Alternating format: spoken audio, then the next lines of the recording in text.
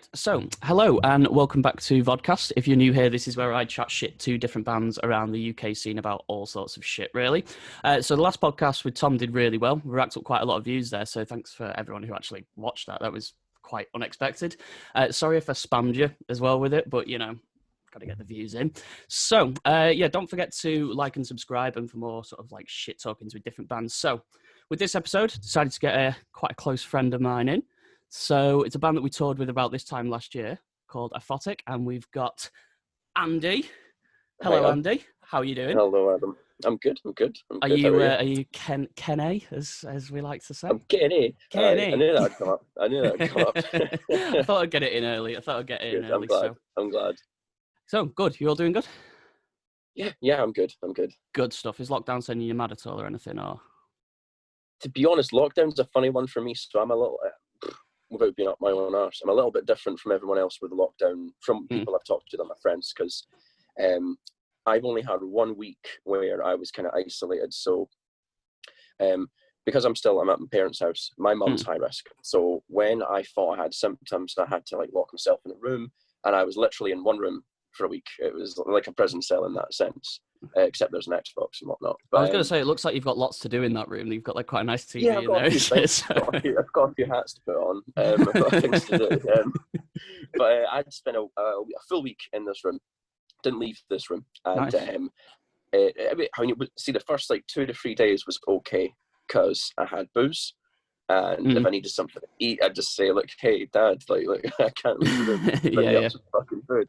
So that was nice. And then it got to about like day 4 or 5, and you're kind of like, not really talked to a human in a while. You know, it starts to get to you. Yeah. And then after that, I got out and thank fuck. That was driving me mad. Yeah. After that, I've just been at work ever since. I mean, that week was as lockdown started. So I've been at work the entire time this has been going on. So it's pretty much just been like any other week for you, really, apart from that one. Yeah, except all my friends are playing COD. All my friends are telling me, "Oh, do you want to go and play COD?" No, I'm fucking working actually. Oh, it's proper enough. I mean, I've just come off furlough myself. I was just on like furlough for 3 months, and I've just like come back in this week. And oh my god, it's how is it going back? It then? sucks. It must be weird. It's fucking shit. It's really, really shit. It's like I don't know. I've had like this paid for 3-month holiday where I can literally just do what I want when I want, which is pretty much why I decided. Like, I started this podcast. I started fucking DJing. Obviously, like Visions had the album coming out and stuff, so we had like loads to keep us busy and everything.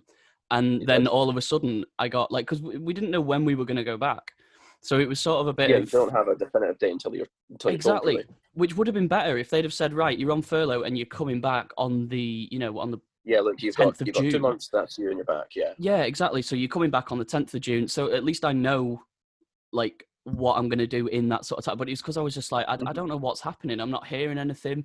And then the company I worked for went into administration, which was fucking... So I was sat there going, oh, for fuck's sake. I'm not going to have a job soon. Yeah. Like, I'm not even going to get the furlough pay because there's not going to be a company to pay me. There's not going to be a company to furlough to get to you. So you're fucked in that sense.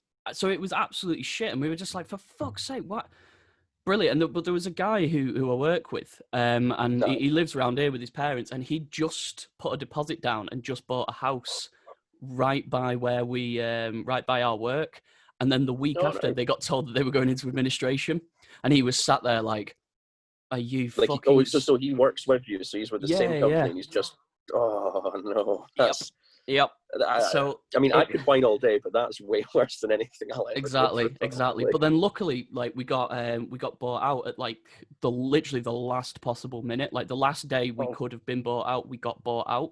So I was so it was the last day of that's it, clean cut, you're fucked. Literally, somebody got bought out. Yeah, literally, like on the last day we got bought out, and I think we've had so many like teething problems with like the buying out and things. Like we didn't get paid for like 6 or 7 weeks and stuff. But apparently we're like the first company that's gone into administration and that has come out of administration in lockdown. So like we're the first company. Right. So this is literally the fucking test. Yeah, exactly. So we're like, to the government, this is like, fuck, this is the first one we're going to have to deal with. So there's probably going to be a lot of mistakes going on. Issues. So the only thing is though is that there might be some good things that would like say further down. Well, Andy has some shit out of this actually. Oh, Your well, audio back, just yeah. your We had a audio bit of died a freeze little. there, sorry. I was going to say, yeah, you had a little bit of a freeze there. It's all right, doesn't matter. Okay, we're back. But yeah, no, we went out of administration and now we're fine. So we've just sort of gone through all the teething problems with like, oh, it's just been a nightmare. But you know, anyway, Andy, I want to talk about Aphotic. Because you guys are kind of like, you're still sort of like relatively new to the scene. I mean, you've sort of been going. Say no. Aphotic's been a fun journey, and like, because I'll walk you through it in like little bullet points. Because it is. I was going to say, like, how did you guys sort of like first come together? Because you've been about, I heard of you guys about a year and a half, 2 years ago, or something like that. Yeah, well, I mean, the way it's hard to word it properly because it's like, right, the first single, A Journalist's Nightmare, when we released that was Halloween of 2017. So that's like the first single we did. Yeah. And then the following, like April and whatnot, we did our first show with Ingested.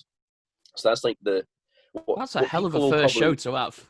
I fucking don't, dude. They're like my favorite band. Like that's just like one of 3 flags I've got. I fucking love them. And then that's your kind of like show. You're like, but that's similar with Visions as well. I mean, like our first show was like some crappy one at Satan's Hollow, and then I think the second one was like and then the third one was with Ingested and Gunishment. Oh, so and Gunishment, that's good. Yeah, that'd be fun. I know that was a really weird. Violent. It was something. It was an experience. But yeah, like we got to play with Ingested really early as well. So like I kind of know how you feel. Like you sort of shit yourself a bit because nice. They're like kind of like there's these like death metal slam kind of uncles that kind of like take you for your first time. It's quite nice. But yeah, so go on. But yeah, sorry. No, I thought the way it kind of started. And when I start talking about it, people are going to go, "What really?" And Aphotic actually started as it was me, Liam, who you've obviously met, Rory, you met on tour as well, and a guy called Sandy, who he was removed from the band at one point, and then we had Jordan, who you obviously know, and that was the original lineup there. We had a different bassist, and what had happened was that was the December of 2015.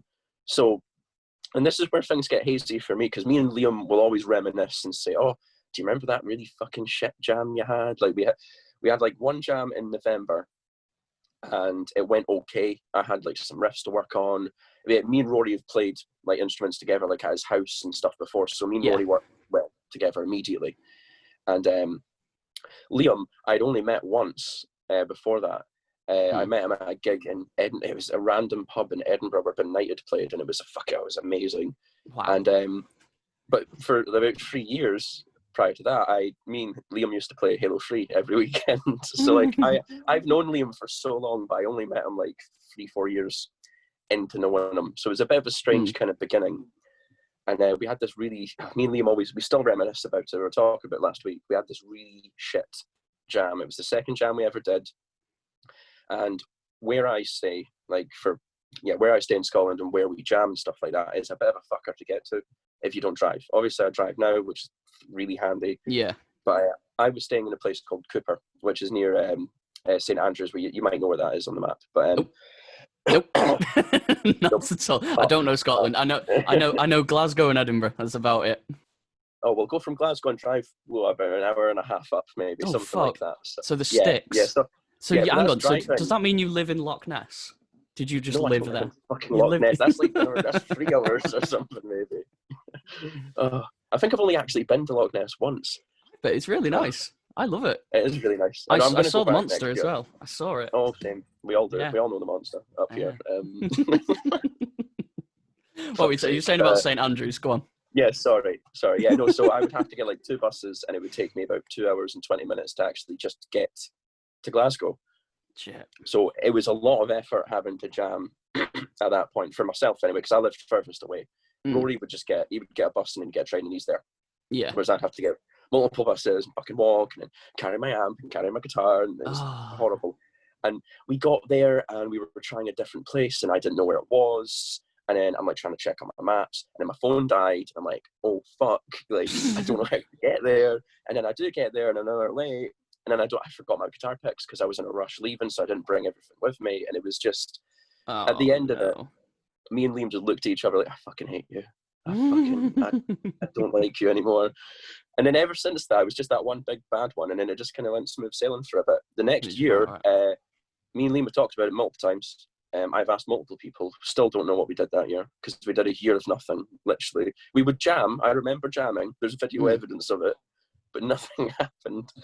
And then there's lots of bands that do that, to be fair. Like, I mean, we were quite lucky. We were quite lucky with Visions, because everything was kind of already like prepared for us, because obviously Ben and Alex had started it, and then when I joined Visions, the EP was already written. The EP, Miscreated, your favorite. Oh, the best. That's your best stuff yet, mate. Seriously. God, it's shit.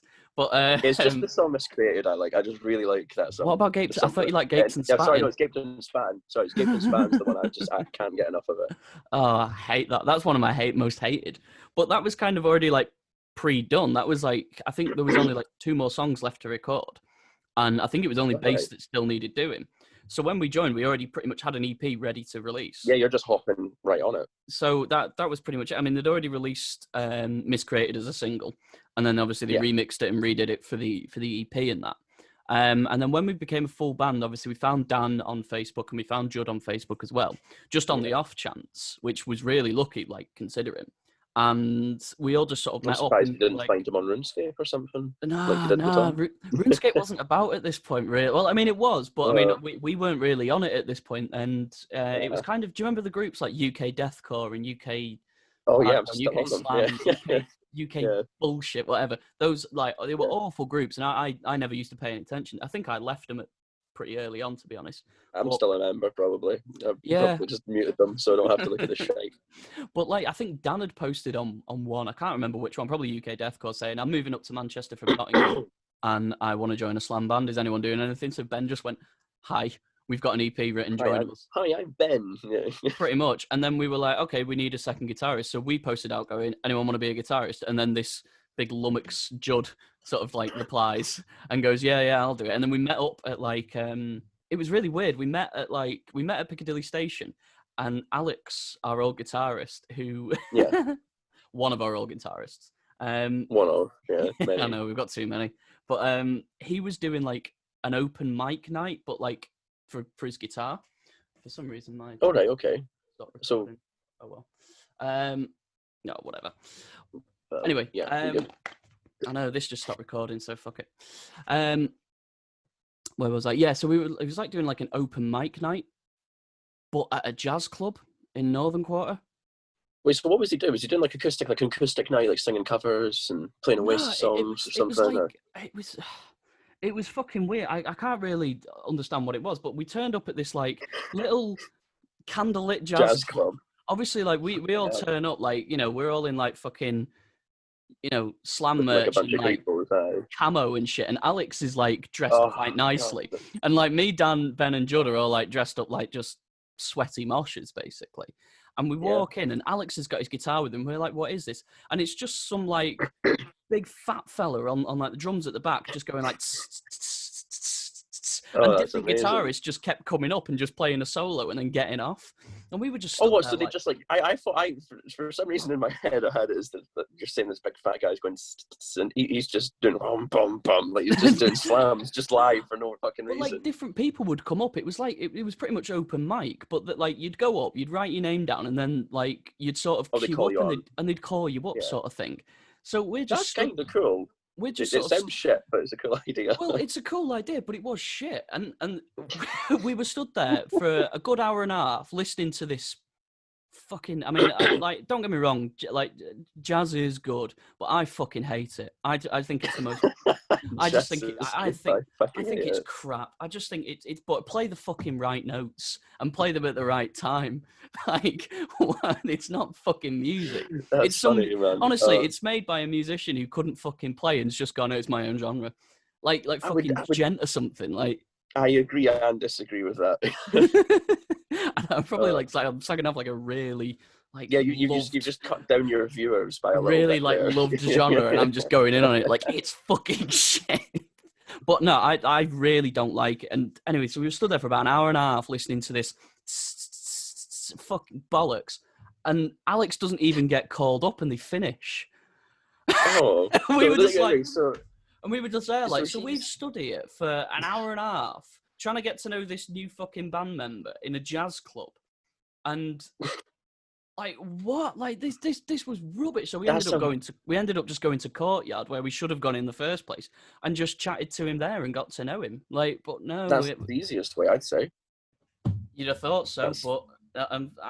Alex never did anything the easy way. He liked to take different routes. Is that why he likes jazz? I think That's why he likes jazz. Yeah, Yeah. I mean, he took the jazz route there, and it was pathetic. Sorry, I completely cut you off there. So No, I don't mind.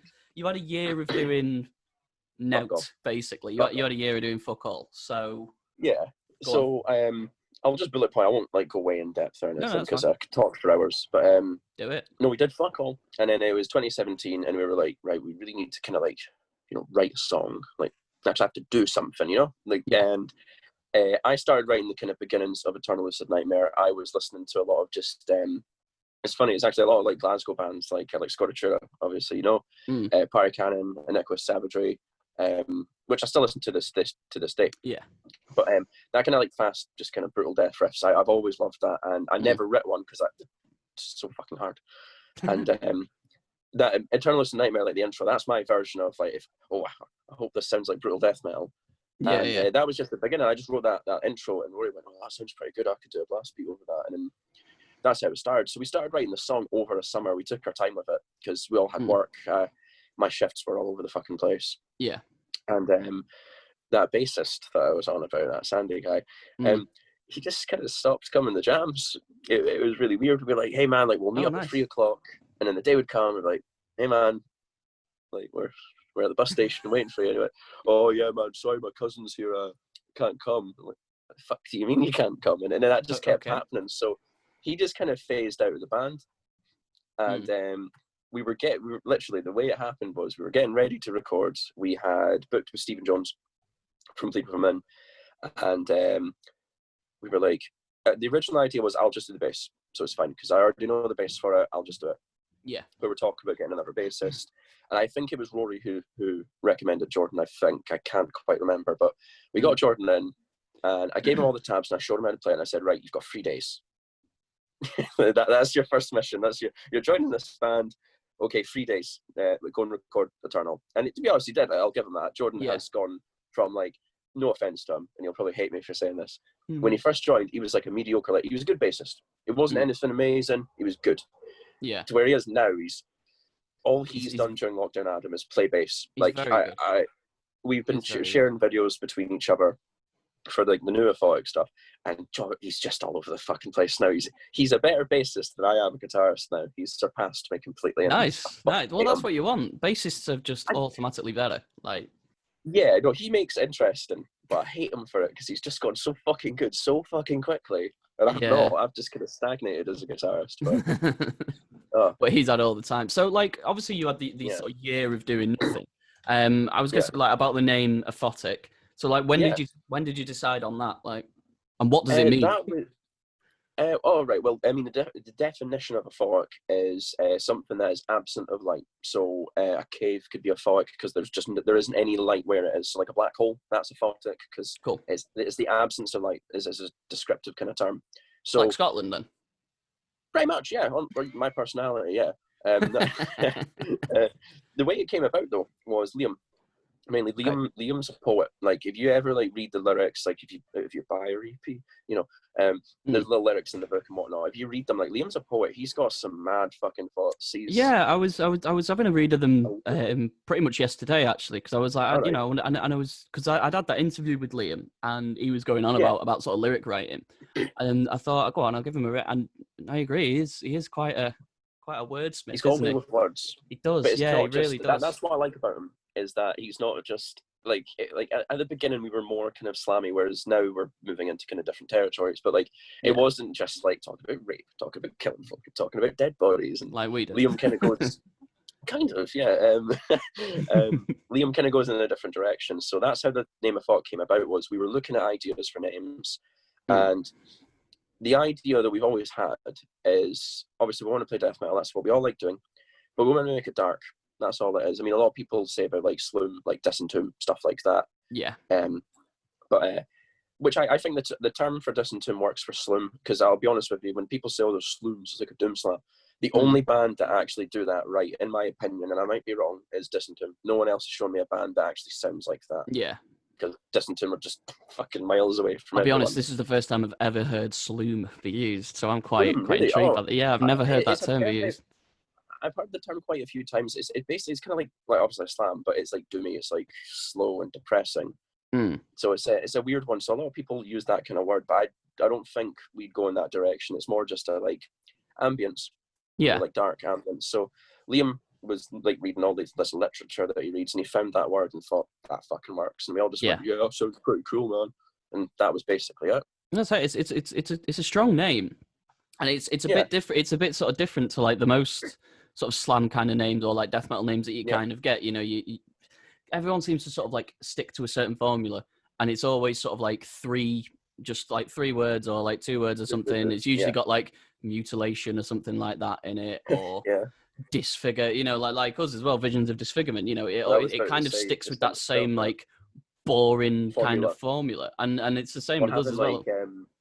Like ectomy at the end of your name. Ectomy, everything. I don't know why, but it's cool.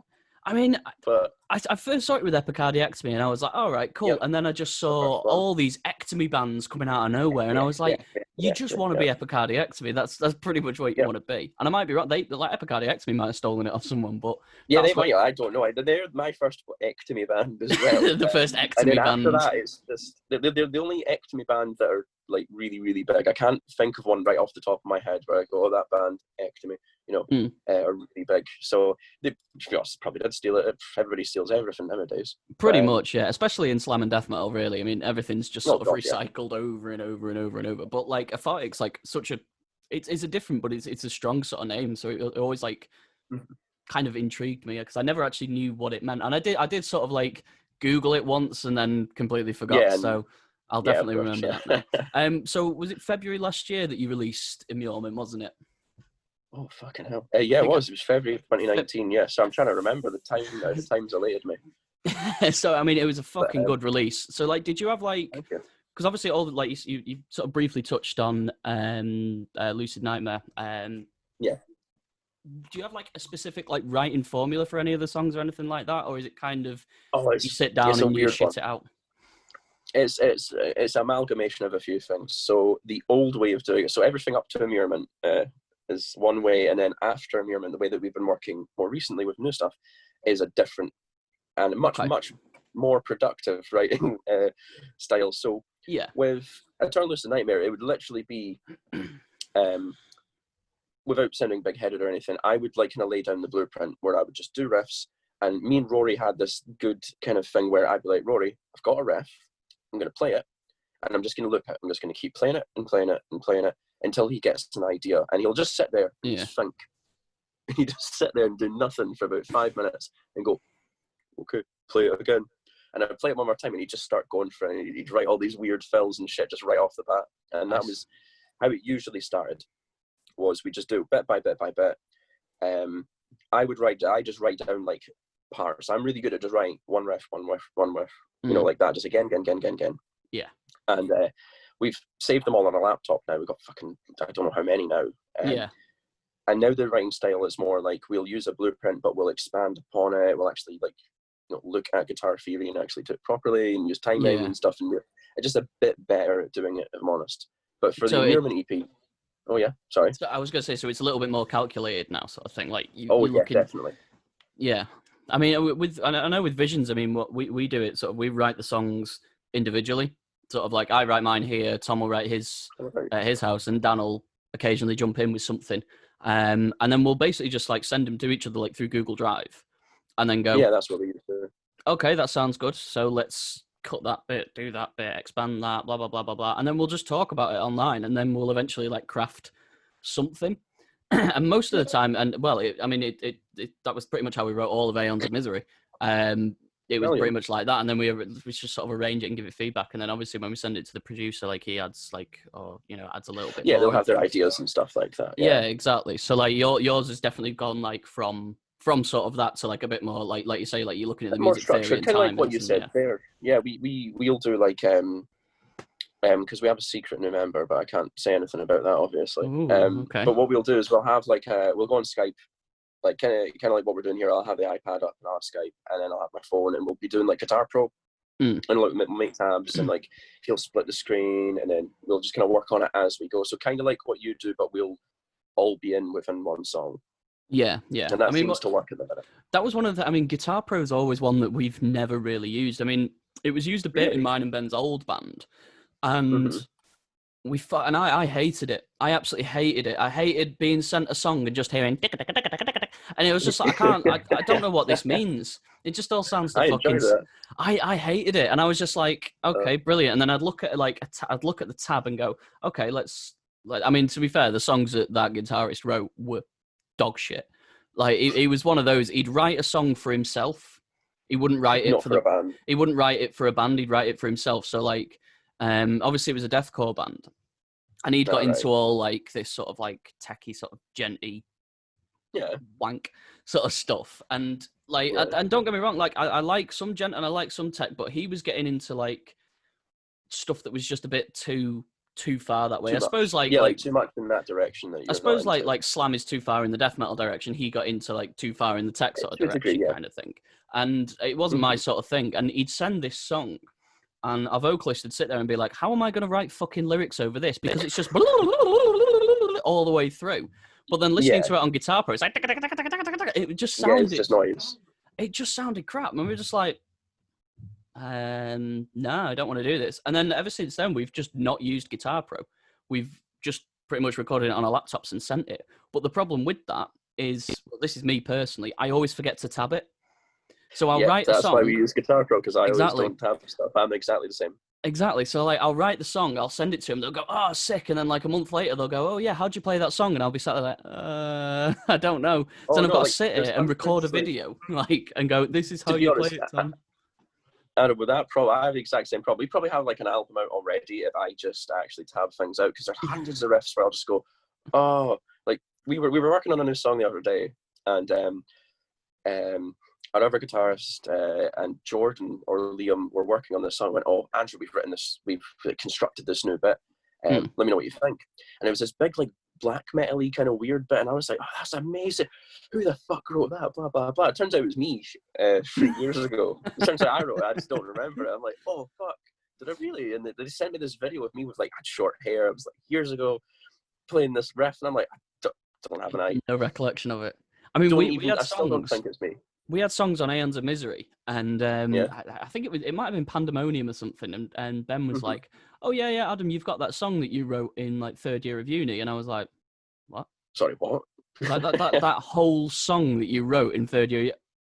What song? No, what? Don't remember. I was like, I know I wrote something. I thought, but I can't remember. And he sent it to me, and I was like, I've never heard this in my life. I was like, well, I do that weekly now. Do that weekly. We've recorded so many over the years. I just completely forgot about an entire song, and then like obviously we came to like release it, and I was like, oh, this is actually quite good. Yeah, let's put it on the album. It sort of goes quite well with it. So, but yeah, obviously with Immurement, you got the like the artwork.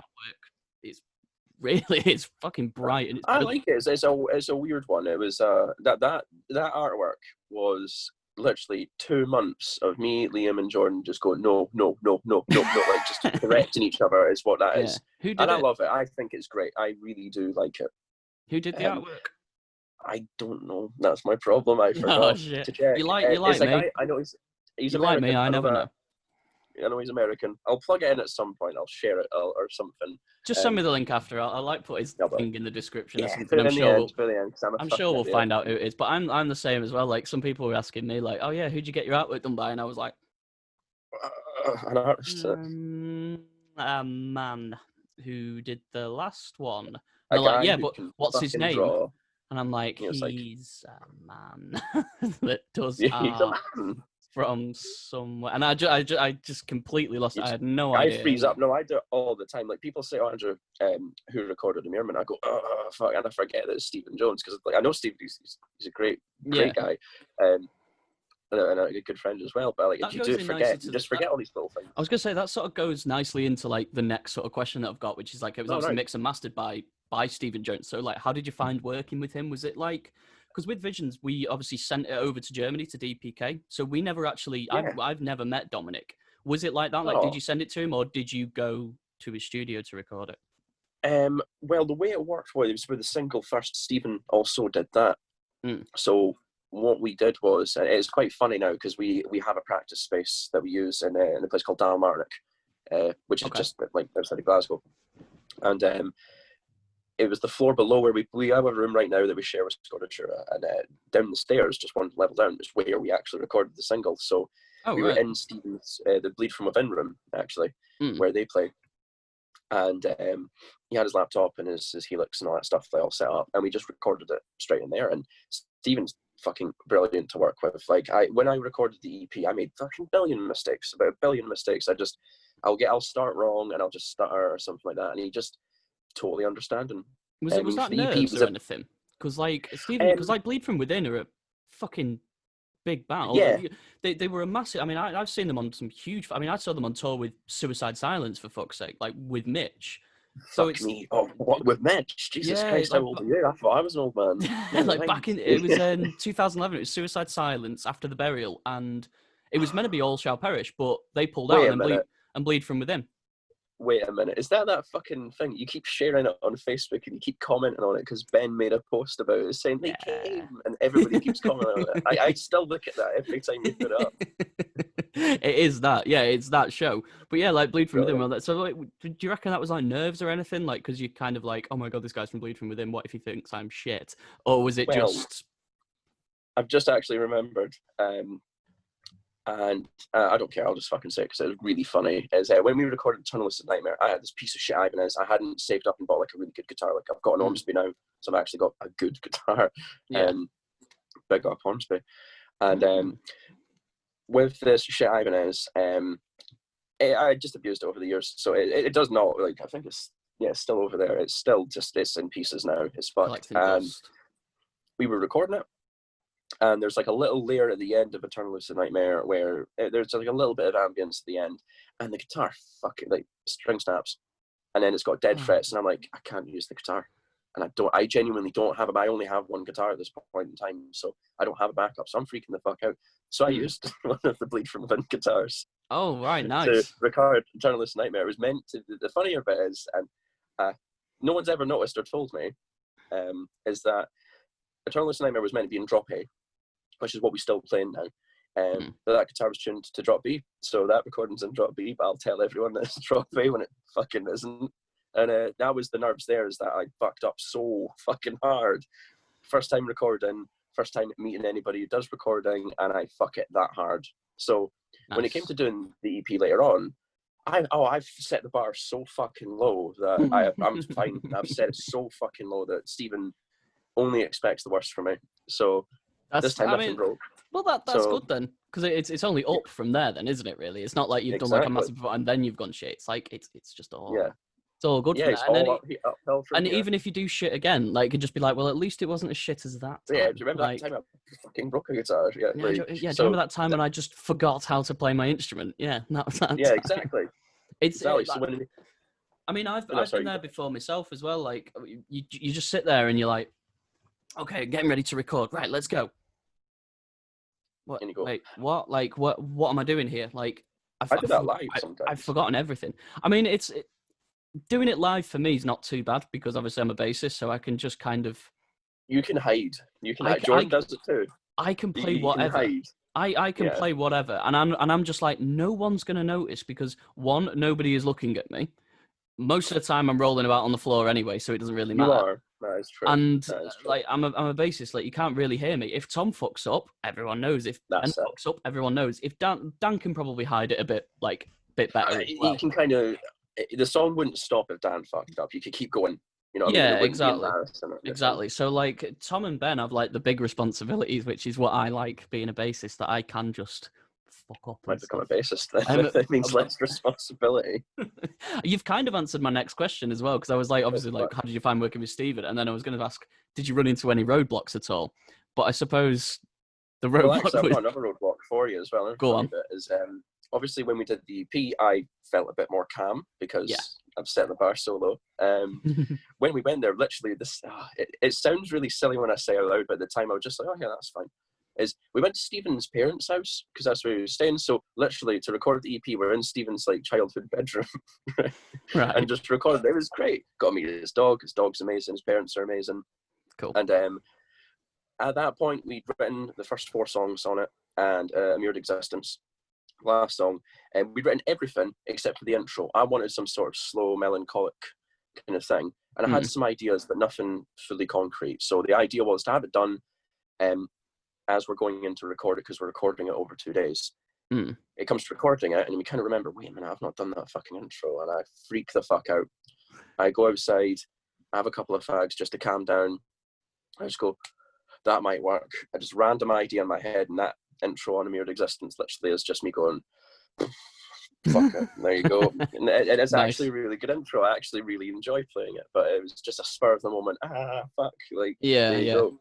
That's 016 one for us as well. Like we were doing the split, Really? and we were like, oh, Chainsaw have an intro track. I think we might do an intro track as well, instead of, so it's 3 and 3.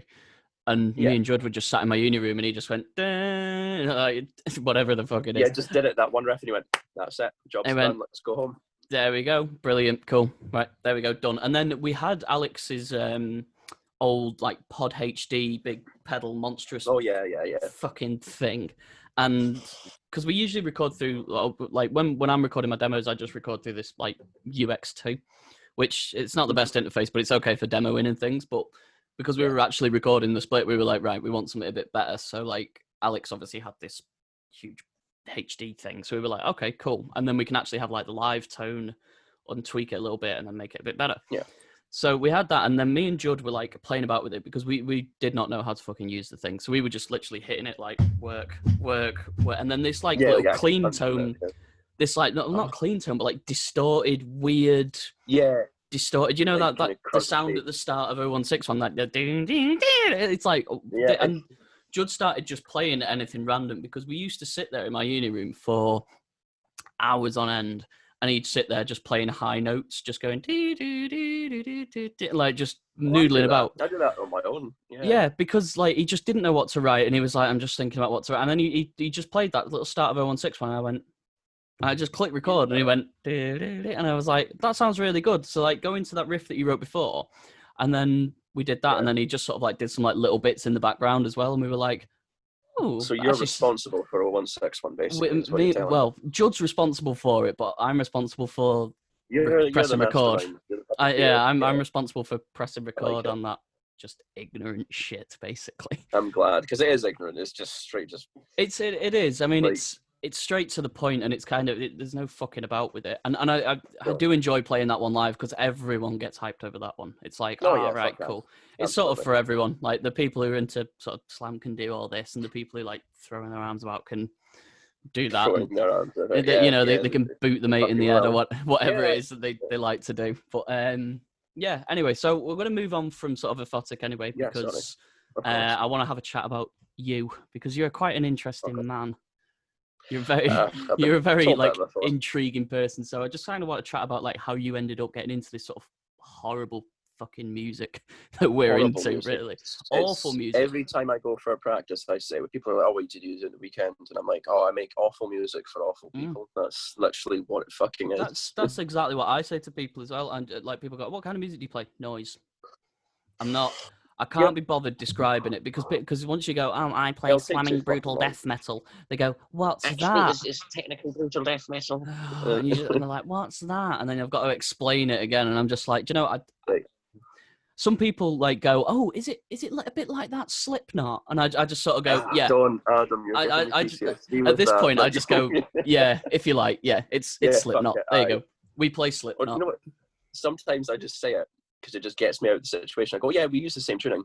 And they just go, oh, right, okay. And that seems to kind of hold it back, so they stop asking questions. Yeah, I mean, I just go, yeah, if you like. Yeah, it's Slipknot. And they're like, oh, can I listen to it? And I'm like, no, yeah. You don't want to.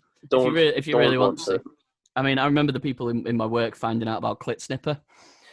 That was an interesting that was an interesting conversation to have. There's a pub, actually. I'm sorry to interject and do a wee story here. Fine. But it's because you said that there. There's a pub in where I stay. There's a city next to where I live called Dunfermline, and there's a pub called Monty's that I go to. Well, I used to go to all the time. And they sometimes let you have the aux cord, so every now and again I'll put on Aphotic and I'll be out my face going, "That's me, that's me." But I remember when the Clit Stripper came out, that's the one I always like putting on just so people can hear the sample at the beginning and go, "Fuck." Oh, it's I do you know what? I don't know if I regret ever releasing those songs.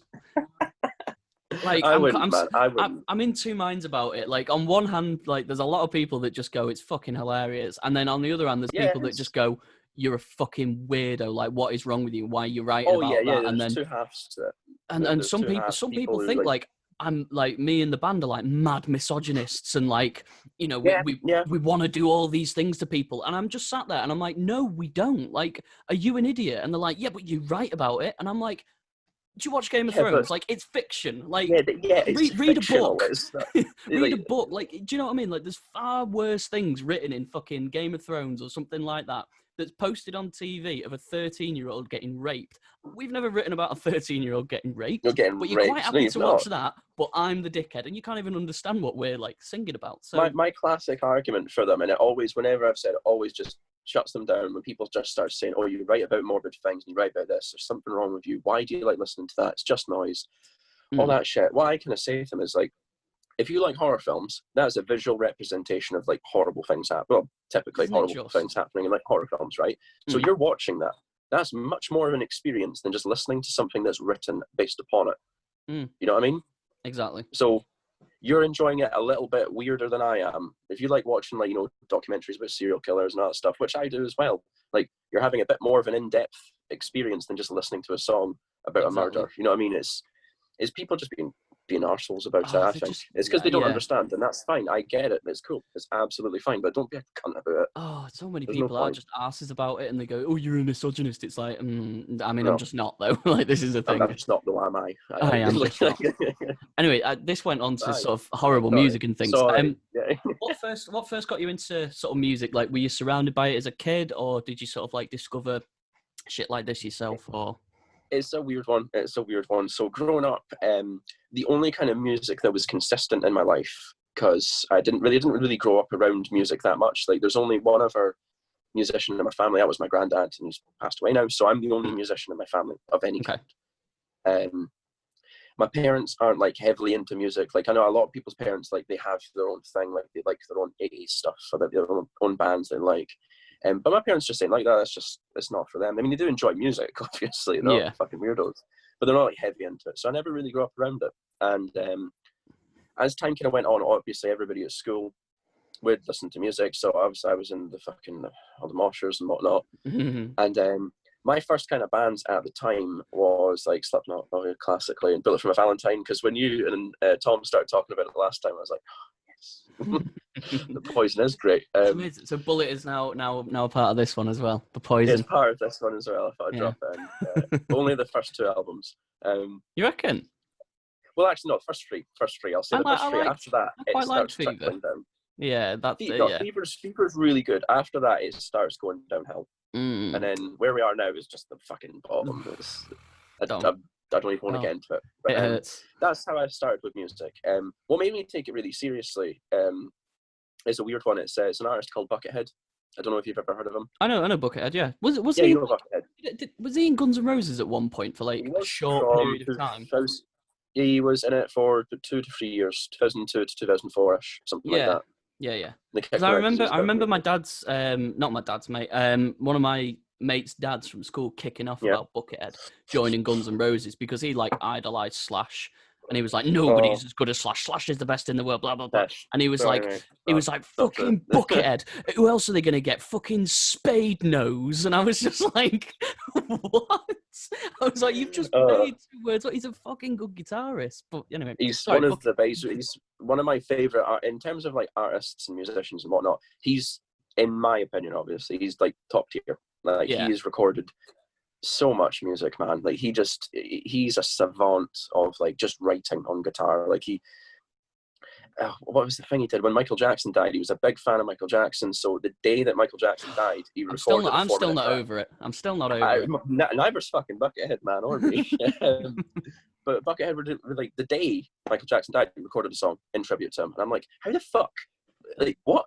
And then like 3 days later, full tribute album, and I'm like, of just like new original concepts and stuff, and it's like, how do you do that? And I don't know, that really intrigued me. Obviously, Buckethead being a bit weird, being a teenager, seeing somebody like always wears a mask, you never see his face, like you genuinely don't, and he's also extremely good at guitar. That just interested the fuck out of me, and I just listened to all this stuff. And he uses a lot of like weird effects, like whammy pedals and like kill switches and shit. So as a child, like as a kid at the time, I had no fucking idea what that is. I just like, how does you can do that with a guitar? And then that's what kind of turned me on. Ah, fair. So that kind of, and then it just got worse and worse and worse and worse, and then you ended up in slam.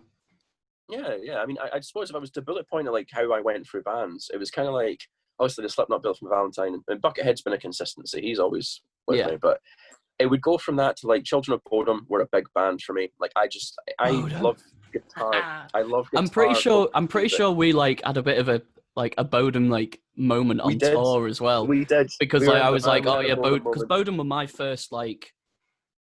Well, no, they were my first like modern sort of like, well, modern, but you know, like they were the first ones that were still releasing, because like my dad had got me into like Obituary and things like that, and I was like listening to that. But then like when Bodom came along and I suddenly found out about them, I was like, this is like a whole new level for me. Like this is incredible.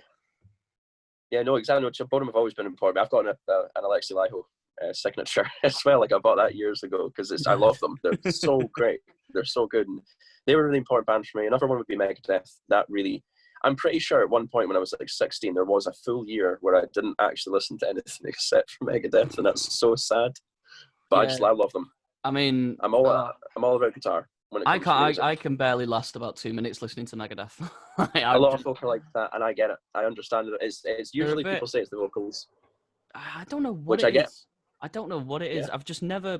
There's the odd song I've listened to and I've gone, yeah, this is quite good. And then like there's others like, but the majority of them, I sit there and I'm like, nah, you're not enjoying it. Like, nah. And then I saw him at Bloodstock, the headline Bloodstock, and I thought, I'll go. Like I'm not that into them, I'm not too bothered, but I'll go and see. Might as well, just to say I've seen a bit of them or something like that. And I walked down and they were playing, and they started playing a Toot Le Mom, and I was like, this is actually. I was like, this is one of my favourite songs. I was like, brilliant. And then he started singing it, and I just went, nah. I walked off. I was just like, oh, nah, like this, like don't ruin this for me. But so I'm going to say I have seen Megadeth for 30 seconds, and I couldn't stick it. Like, but then you sort of went through like Bodom, and then it went to. Yeah, I went through Bodom, Megadeth, and then I discovered death metal classically through Cannibal Corpses. I think everyone does. I think they're like everybody's entry band. And then, yeah, pretty much, yeah. For death metal, I mean. And then after that, I found Death, and Death are my all-time favorite band. I think they are the best death metal band. I think every album they've released is 10 out of 10. I love everything they've ever done. So Death was a constant obsession. That still is to this day. Ask the other boys in the band whenever we drive anywhere. I'm just, oh man, go and put on the Sound of Perseverance. Like it's always. Death are nice. Death are very. I mean, we saw that like the Death DTA thing. Oh, Dawn, I'm so jealous. It breaks my heart. I think that was like 5 years ago or something at Bloodstock, and they played, and I was just like, yeah, I mean, I like Death. I'll go and watch it. And obviously, it was. I think there was only like one original member of Death in there or something, or maybe two or something. Yeah, I can't. It depends. They changed the lineup a few times, so it's hard to say. So we were like, okay, we'll watch this, and then I was like, wow, that was fucking fantastic. That was really, really good. And like the weather was nice as well, which made it a lot better. Even better. It was good, yeah. Absolutely. So, but I agree with you, like Death are like just. I mean, they're kind of like the innovators of it, really, aren't they? I mean, they're called Death. They're called Death. Yeah, exactly. Yeah, and it's they introduced, and I think they're responsible, at least in some part, I suppose, for like melodic death metal. Because as time went on, obviously, it was like OG death metal, and then it kind of got more melodic. Like when you hear the Symbolic album, that's just like exactly. You wouldn't characteristically just say immediately, oh, that's like Cannibal Corpse and death metal and stuff. You wouldn't immediately say that, but it is, and that brought Wave into like melodic death metal, which again was another thing I got into, like At the Gates, Old Arch Enemy, stuff like that. And melodic death metal has always been a big presence for me. And then it kind of took that turn worse, and got to word it carefully here because it sounds like I'm insulting folk.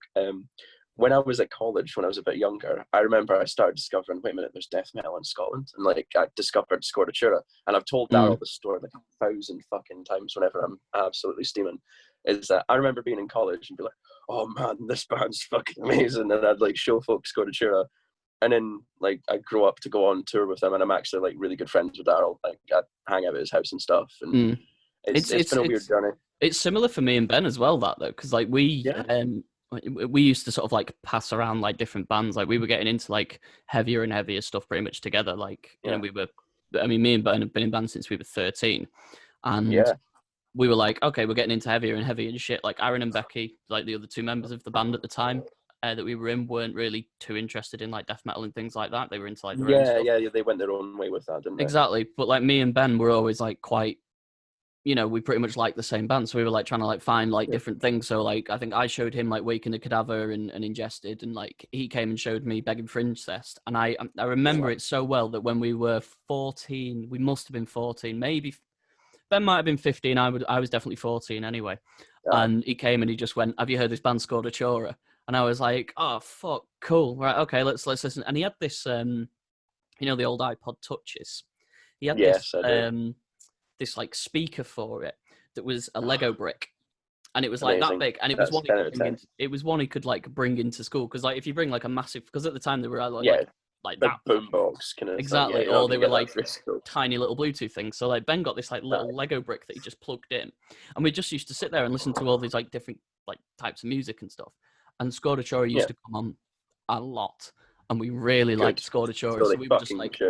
And then obviously, like with you as well, like you've sort of like gone through, you know, being in bands and things like that, and then you've grown up and you get to tour with them, and you're like, you get to tour with them, like be mates with them, like you know, and you're like, wow, like we're actually like really close friends with a band that we like, really fucking looked up to at one point, which was just I totally insane. Did. That kind of got me on the way. Like I always wanted to start a band, and then when I started discovering like death metal in Scotland, like Scordatura or Cancer's Womb, they were they were one of the best bands. They're not around anymore, sadly, but they were amazing. Cerebral Bore, all that kind of stuff. It kind of, and I know it sounds stupid, but it opened up the possibility of like, you know, I could be in a death metal band just because I'm in Scotland and there's not like as many people as there is in like say America or something. Doesn't mean it's stopping.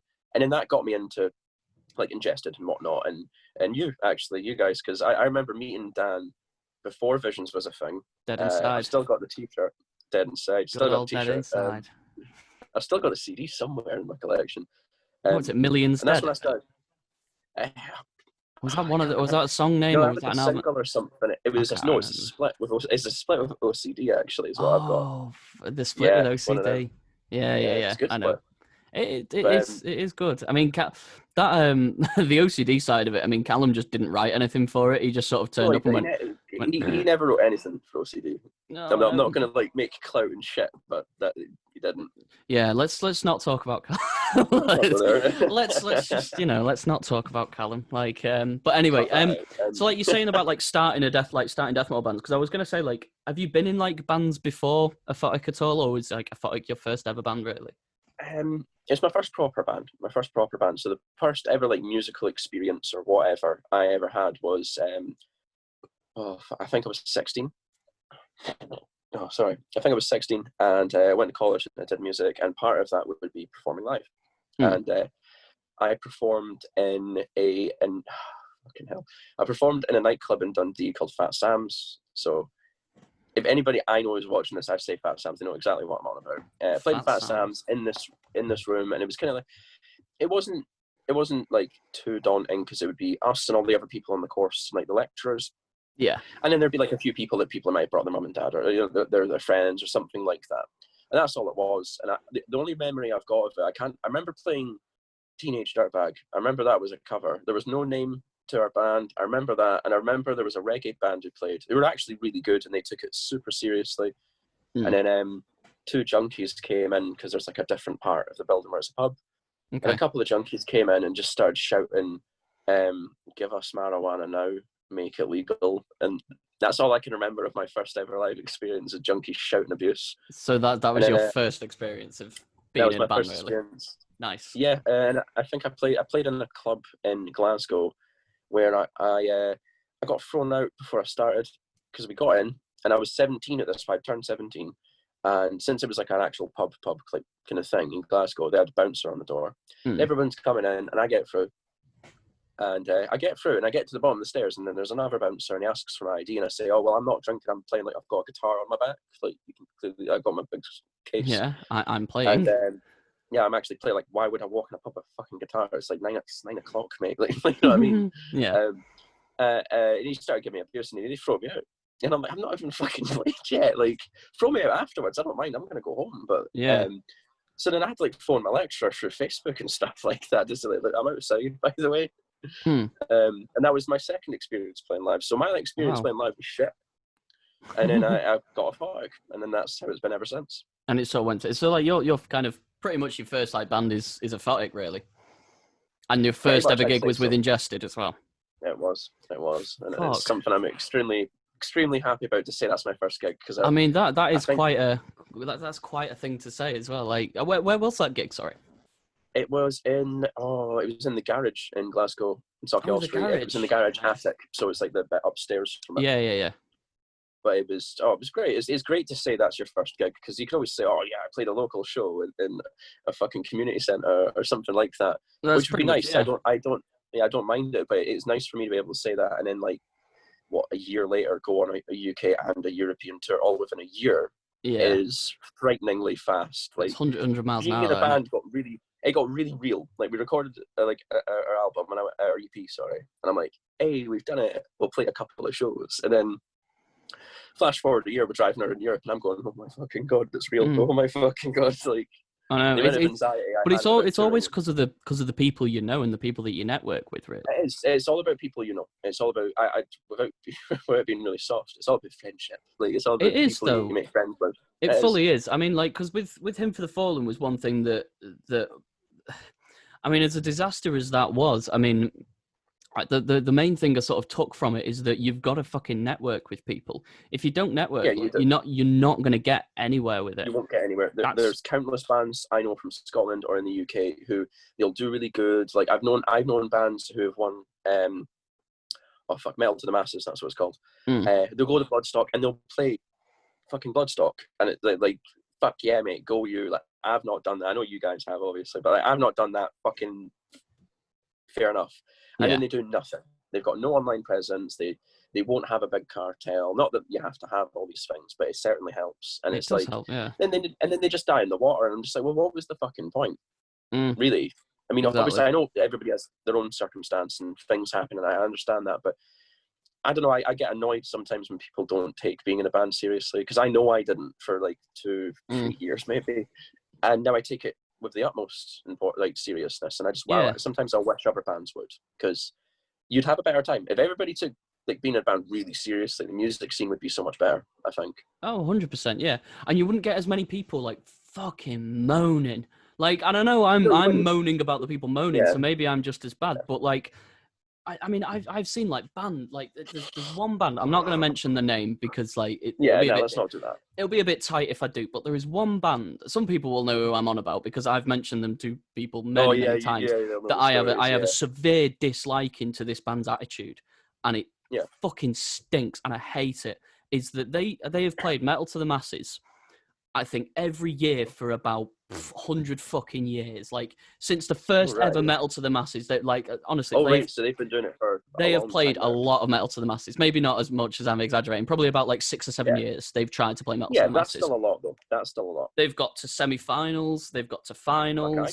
They've got to, and they've never won it. They've never got through and been able to play Bloodstock. That's a bit sore. I feel bad for them. It's shit. Like and it sucks. Yeah, but first year, from what I saw, they were like quite good. Every other year since, it's been rigged. That's what they keep saying. It's rigged. I remember, obviously, you know, Charismata through Jordan and obviously Zoe as well. Yeah, I know Charismata. I love them. They're great. Well, obviously, Charismata went on. I think they got to the final of Metal to the Masses, and in the semi-final, they were in the final with this band. The band that you're talking about, yeah. The band that I'm talking about. Now, this band that I'm talking about, they do the same thing every year. They think they know how to please the judges, basically. So what they do Oh, right. is So they're not. They're just catering for the judges and not actually playing they the are. show. They're They're not just trying like to. they're not being They themselves, think and they're on X Factor. it's not authentic. So Yeah. they overperform on stage, which is the most obvious thing in the world. They Yeah, bring right. honestly, they bring so many people down to, because obviously Metal to the Masses is free That's good, entry. though. No, but that's a good thing though, that you're It is. including, that you're It trying is a to good thing. boom the scene. That's a great thing. It is a good thing, but they'll go, come down, but only support us. Which Right. I really fucking hate. Like, I really hate that. If you're bringing people down, fantastic. Like, that's brilliant. enough. But don't Go tell you. them to like not react to the other bands and then Yeah, 'cause I'm not being funny. overreact. And then they tell them to overreact to them, like going, "Oh, chant our name in between songs." So I can't obviously say it, but they'll go like, duh, Yeah, no, duh, don't duh, fucking hell, duh. Adam. You know, Yeah. like in between, and because I remember, because and it's maybe I'm a bit sort of pot kettle black, but I remember when Hymn for the Fallen did Metal to the Masses, a load of our friends came down and they said, we're gonna like really like overdo it for you guys, like Yeah, we're gonna try and like help you know, you out here. you know, Yeah, we're gonna which is a good thing. chant like him in between like the songs and stuff like that, and then we're not gonna do anything for the other bands. I'd be like, well, okay, fair enough. It's a bit much. It's a bit much, but I appreciate your gesture. Yeah, you know? but they would do it year after year after year after year, and it was so obvious that it just was not authentic, and that was not them at all. And That's not good. Charismata then went through to the final. I then Okay. saw Go them. members of this band, fans of this band, then absolutely slandering Zoe, and specifically Zoe, because because she was wearing on stage that day, she was wearing like a mesh or like a sort of, I can't. Oh, I know the shirt that you're on about. Well, I you know, the shirt, like a enough, meshy sort of yeah, thing, a and meshy it's shirt, yeah. yeah. I mean, it's covered, like everything's covered, like, you know, but you There's can. nothing wrong with that. And there's a bass in front of her as well. Cool. And to be quite honest with you, it's fucking hot on stage, so that's probably quite a good thing to wear. It's probably a good idea. I saw so many of this band's fans and members of this band as well go, oh, well, you know, we don't have to take our tops off and get our tits out just to get through to the final, and really went on at her. Going, oh, she's just done like this whole sex appeal thing to try and get round the judge. I'm like, fuck off, no, it's because you are shit and Charismata were good. So fuck off, because I was talking to Zoe around about that time, like, not like that or anything, just like me and Zoe have been friends for years, sort of thing, and you know, I was sort of chatting to her, and I was just like, it's fucking disgusting, that is. Like that's horrible. That's absolutely horrible behaviour. I mean, which is such a problem in the music scene, though, which to me stresses so much that like female fucking vocalists, no matter how good they are still just going to be seen as that. And it's like, you know, that's the thing. This is why this industry is so like dick dominated, because people treat it's women because like people that. are wankers. Yeah, no, exactly. I mean, like Zoe, like I know Zoe personally, like a little bit. Obviously, she goes out with my bassist Jordan. Yeah, but I've talked to her on a number of occasions. She's nothing but heavenly, you know, and she isn't like that. Like she's big into feminism and stuff like that, as you fucking should be, you know. Exactly. Those kind of comments, like I mean, obviously, I don't know who this band are, but like, if you're gonna have that attitude, I'm not being funny, you're never gonna fucking go anywhere. If you're like you said to me earlier on, they're going, oh, it's rigged. I'm like, you're fucking rigging it. Like, you're getting your mates to come down and do that. Yeah. You're actually trying to rig it. So, like, if I was a judge, I would, like, I'm a bit judgmental if I'm on. I'm a bit of a prick when it comes to judging bands, but I would notice that immediately. I'd notice that immediately. I would just like, oh, just don't even bother finishing. Like, get the fuck off stage, because it's, especially if I heard that they'd been saying stuff like that, but like Zoe or anyone being that horrible, I'd say, no, you're out. Fuck off. I'm not having that, because that's not what. Honestly, that's not what metal's about, man. I would say, well, I mean, as cringy as you put it, but it's true, isn't it? But I'm not wrong. I don't know. Yeah. I remember seeing this, and it really fucking rattled me. And I remember being like, annoyed me now. But it is. I'm fucking annoyed now. The fucking sexism in this industry is just unbelievable, and that it's foolish. It's fucking the same. ridiculous. It's the same with like sexism or racism or any kind of bigotry of any kind in that scene. I don't even acknowledge. Like, I'm not going to say I don't acknowledge it. Sorry, that sounds a bit wrong. What I mean is that I don't stand for it at all. That's complete shit. You don't. If you have that opinion, I don't want to talk to you. I'm not interested at all. I don't care who you are. It's horrible. It shouldn't be like that. Exactly. I don't know how we got onto this, But yeah, I don't know where we got onto this. I think suddenly we we started I don't know ranting how. about this. It was something about metal to the masses. Who knows? Anyway, It was good. I enjoyed the rant. that was a good rant actually. That was good. I mean, do you do anything outside of the band though? Like, do you have any other hobbies or things like that, or is it just like purely music for you? Or are you a loser? I am a bit of a loser. I won't lie. Me too. I'm a bit of a loser, but I don't know. In terms of like hobbies and stuff like that, like I don't go like paragliding or something like that. Everybody else seems to have these like interesting things. Like, oh, I go horseback riding every Wednesday, you know. But I genuinely don't. I mean, I play a lot of games. Like you guys were talking about gaming on the last one. Like I play a lot of games. I used to play RuneScape when I was a kid. So whenever you guys bring it up, what level were you? I was level. Oh, fucking hell! I think I was 59. Oh, you level 59. I know. Noob. Don't talk to me. Get off the podcast. Don't talk to me. Fuck off. Get off. I had a life. I went outside. You fucking what? But no, like I do quite a bit of gaming. Obviously I play guitar, as you know, obviously in the band. But I put a lot of energy into the band, really, because I don't find a lot of other things interesting. If that makes any sense. That's fair enough. I mean, the band is like it's a huge thing, really. It is. It takes up a lot of time. That's something I've learned. Whether it's from your girlfriend or it's from anyone, it takes up a lot of your fucking it does. Time. So I mean, whenever I talk, that's one thing that me and Liam were talking about, because obviously I did Liam's interview the other day, and that's one thing that we were talking about, like relationships, sort of with being in bands that it can put a strain on relationships, because it fucking does. It really fucking does. It's driven. It's not driven a wedge, but it's affected some of my relationships before. Like I had a relationship with a person, and they weren't very supportive. Or to be honest, they weren't supportive. I'm just going to say it. They would come to my like a show of mine or whatever, but the minute I was done, they fuck off, and it's a bit like they're not there to actually just be with me.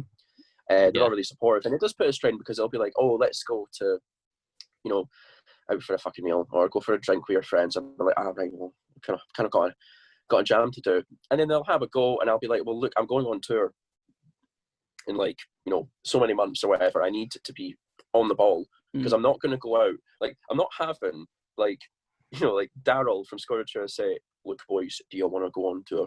Like, I'm not going to have him say that to me, and I go, oh my god, it's Daryl, like, and actually accept it, and then I get to play with fucking Visions of Disfigurement to then look a cunt. Like, it's not happening. It's You did that anyway. You did that in between the sets anyway, so you know.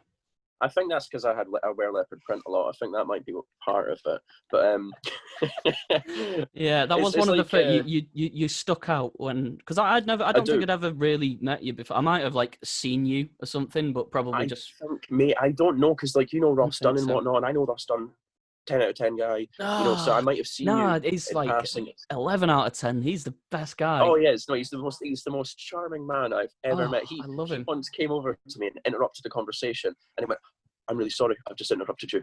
I'll leave you be. And he fucked off, and I went, oh, that's so nice. That was so nice. You know what I mean? So polite. He is the most wholesome, just nicest person. I miss him. People in the Glasgow scene, I miss him. Oh, I know. We speak to him regularly. I mean, we have like video chats, and he usually jumps in, and we're just like, Ras! And he's like, what the fuck you want? And we're just like, hey, Ross, isn't Scotland rubbish? And he's like, it's rubbish. Yeah. Fuck it, yeah. But no, I suppose I do stick out. The whole leopard print thing's a bit of a thing now. It literally started out as, I've got this is literally like, if anybody wants to know why do I wear leopard print, where did it all fucking come from? This was actually later on. These were one of my questions. Really? The leopard print? Yeah. Let's talk about leopard print. I've just scrolled down to it. Why go into detail? Go into so much detail. Why you love leopard print? Well, no, because it's a shit story. It's shit. Everyone will look at me now and go, like, it's great. Basically, I've got really big feet, right? I've got size 12 feet. It's hard to find shoes that fit and look good. It's hard, okay? Because you'll find cool shoes. You what? Big feet. Yeah, big socks. I burst them all the time. I buy more socks than an average human. I buy way more because they burst. They're not fit for people like freaks like me. Freaks, okay. Well, yeah, no, but you see me, like, I wear my leggings and stuff like that. I've got quite a girly figure from the waist down. You know what I mean, with the legs. And then I've got size 12 feet. What the fuck is that? I'm like. Yeah, what? Like, because you're not like a tall bloke or anything. Because I'm not. From what I remember, I think you are smaller than me. Like, yeah, I am. I'm shorter than you, Adam. So- For size 12 feet. how have you got? Because I've only got like size 9. So You know, the best bit, parents don't have big feet. I'm just a freak of nature now. you're the milkmans. You are. You're the fucking milkman. Honestly, check the size of the milkman's feet next time he comes to your door. To be fair, I am really quite tanned, and my dad is he's not tanned. There we go. So, I bet I've uncovered something here.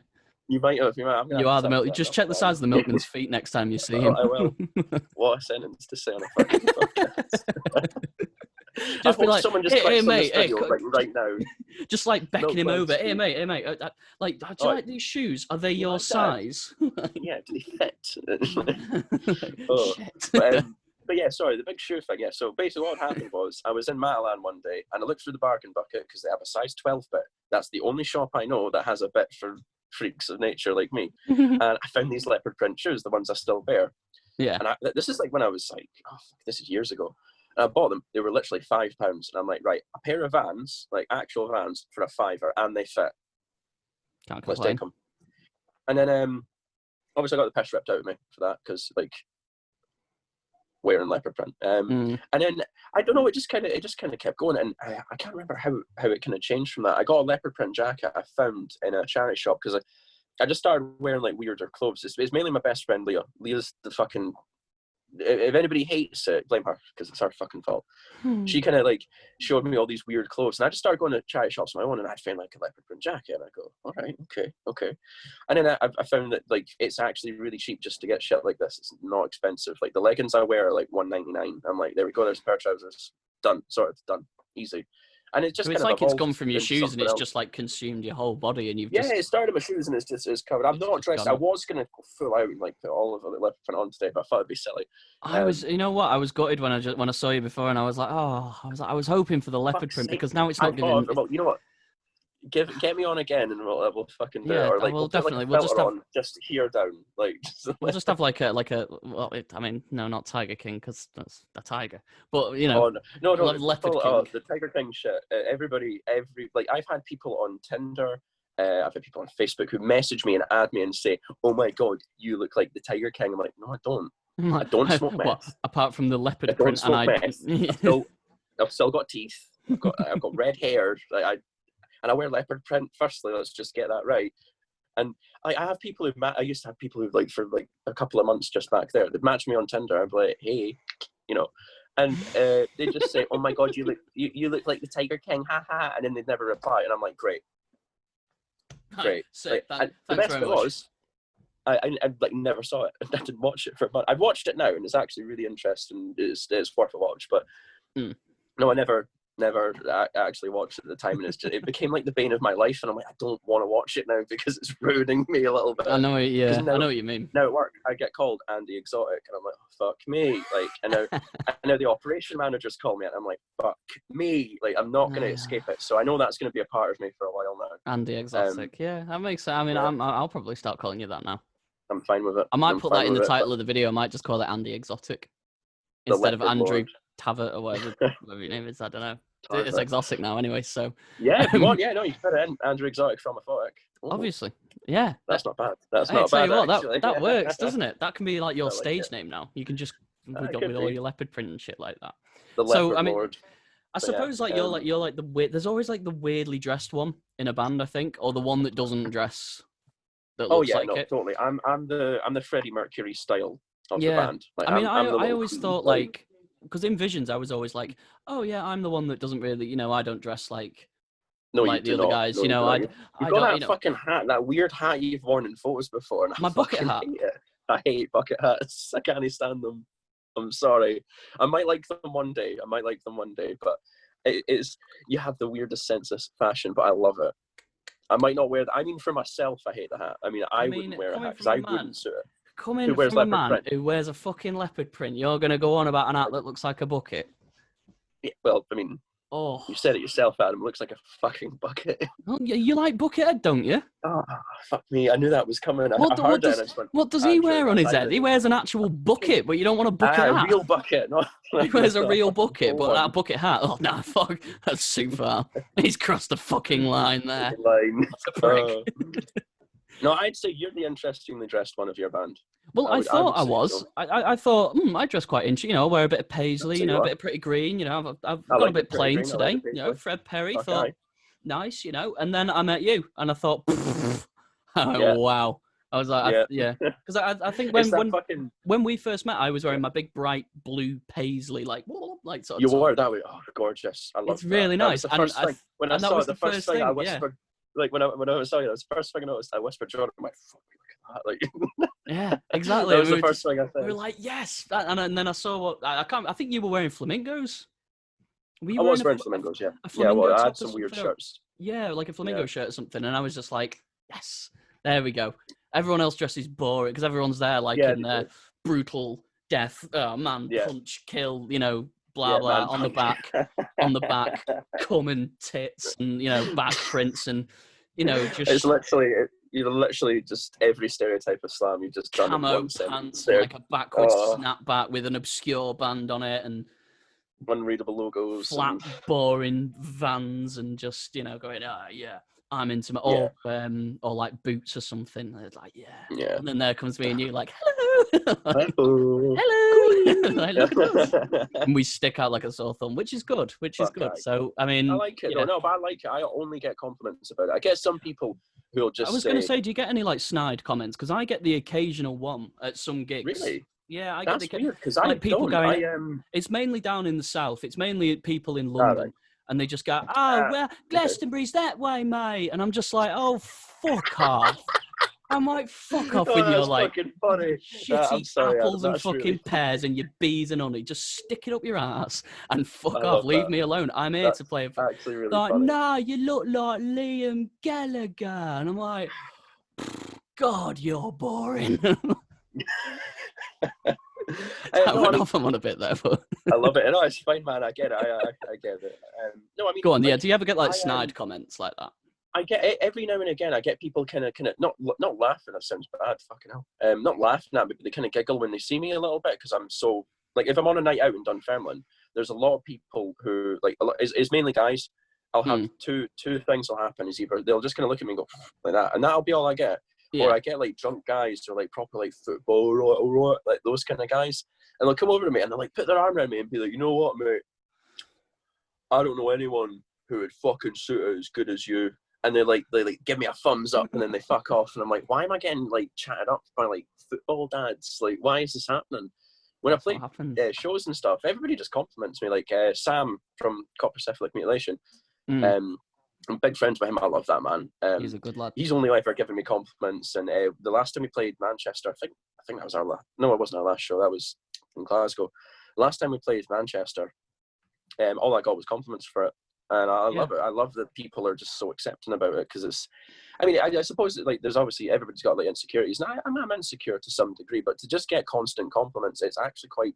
It helps. It's nice, isn't it? I mean, I usually go down the route of wearing some weird paisley or a Man City top. Yeah, you do wear a Man City top a lot, actually. I've just got like a little collection. I just like to wear them on stage because I know it winds people up as well. Especially like around, like, you know, I come on wearing a Man City top and I'm like, oh no, I don't support Man City. I mean, again, it's down in London. I mean, it's always people in London. Yeah, but I don't support Man City. I support Tottenham. You're like, all right, okay, damn it, right. Well, there we go. I'm taking this. You know, I'm taking this off now because you support Tottenham. I'm taking my top off now. Right, see you later. Bye. I'll go and put a band top on now or a Tottenham shirt. Like, fuck off. Tottenham shirt. Like, what is honestly, some people they just go, what are you wearing? I'm like, yeah, no, I do get. I used clothes. to see clothes fucked up. Like when I first started wearing leopard print, obviously it's a bit of a shock at first because I am a bit, you know, exotic. Camp. And camp. Yeah, no, I get like constantly questions over my sexuality over it all the time, and it's to some degree it's kind of insulting. To some degree, it's insulting in the sense of you're assuming you're basing someone's entire sexuality on leopard print. Yeah, like that's what you're betting on. You know what I mean? Do you have like leopard print underpants though? Like, do you have like proper? You know what? That's the one thing I don't have. I don't. Everybody because like say, you could imagine it there. Like you could imagine your sexuality like if you had like, you know, a leopard print underpants. Leopard thong. Yeah, oh, yeah, yeah, exactly. no, I mean, know. you could like question it a bit then, maybe, but with the rest Yeah, of it, if not. Adam, I mean, if I'm in front of you and we're in a situation where I'm wearing leopard print pants and it's just me and you, then I think people could question the sexuality at that point. I mean, honestly, I don't doubt that. Like, that probably would happen on tour at some point. There probably would be a situation where that would, you know. And this is just gone with a weird, but that. it would. Yeah, it's funny you say that because I remember that one of the first things I remember, like, I don't know, me and Ben kind of got a bit of a bromance going on that European tour. I don't know why, we just seemed to click. And I remember it was like the first or second night. It's when we stayed in that fucking, it was that hostel that used to be a slaughterhouse. Do you remember that? You had to open the big fridge door to get to the bunk beds. Oh, fuck, remember yeah. that? I forgot. Yeah, that one with like the triple bunk beds and everything. Yeah, triple bunk beds in a meat locker. It was weird. Yeah, I remember we got into the flat. I think we were going out for a cigarette or something like that. I can't remember what we were doing something. And I was just in my leggings because I'm like, well, I don't really need I'm just in my kind of jammies, I suppose. And I bent over to get something, and I just remember Ben making all these comments about, Andrew, I'm going to get lonely on tour. Like he just kept making all these comments very much. He wanted to shag me, and I'm like, fucking hell. Oh, dear. I mean, I must have missed all of that. So you did. It was just Ben just breathing at me. Just going on about your ass. Like, yeah, he is a bit of it. He's kind of like, I always like to compare him to Shrek. Like, I really, I think he's very much like Shrek. You know, he is the kind of sort of, he's just like, well, lovable in a way, yeah, but he's just this kind of big, boggy idiot who just, you know, you could imagine, like, you know, like you bending over him going, it's my swamp. Yeah, no, that's exactly it, Adam. That's exactly it. You're so good at impressions. Like, your impression of Tom floors me every single time. Like, the first time you did it, I was fucking crying. And you did it on the podcast as well. The thing is, Tom's accent isn't even like that. Like, it sounds nothing like him, but it does at the same time. It does. It's like he doesn't. Ooh, like it's not that low, but it's like, you know what I mean. Like that's like that. That's the kind of fucking. You sound like my mate's dad with that. Like, there we go. He's like doing the old Brummy thing. He's just, I don't know what to say. He's like chips and gravy, like that sort of. You know, he's kind of like that. Like, I don't know. Visions of disfigurement releasing ions of misery tonight. It's just so like drony and. Oh fucking hell! Like, I love it. The one I like, the one I like from him the best, and we said it on the last one as well, was obviously when we were in Poland. I know exactly what you're going to say. We didn't have like the greatest time in Poland, because there's obviously bobs there, yeah. I mean, we went to Łódź, and that was the place. I mean, the place we ate at was nice. The rest of it was that was fun, especially Dan eating that fucking hot sauce. Oh God, he was. Because I tried. I didn't tell anyone this. I've never revealed this to anyone. Is when that happened. Like, just for the podcast, I'll explain the story. Is when me and Adam were on tour and whatnot. We were in Poland, and I think you say it's Wods or Woods. I think it's Wods. It's spelt Lods, but I think it's pronounced Woods. Yeah, I don't know how to pronounce it properly. It's Eastern Europe, isn't it? Like, Liam's always said Vods, right? So I'm going to trust Liam with this one. We'll go with Liam. We're in Poland. We're in Poland, Vods, and we were just walking around, just exploring, looking at shops and stuff, and we found this little kind of like burger restaurant thing. We went there. And me and Dan are really big fans of hot sauce. It's just one of the things we're into. And Dan was going on. There's this burger on the menu we found, and it's like apparently spicy as fuck. And he ordered it, and like the waitress was like, you know, are you sure? Like this, like we're really warning you here. Like they gave him a good 2 to 3 warnings. I mean, it's fine. And I just watched him take the first bite, and I saw it hit him, and like he was crying. And I googled it. I wanted to see what it was. It was 13 million Scoville. No, it wasn't 13. Sorry, it was what was it? It was 3.5 million Scovilles is what it was, which is a bit much because I don't know if you know the Scoville unit or anything like that. I have no idea. No. Watching. A jalapeno was 9,000.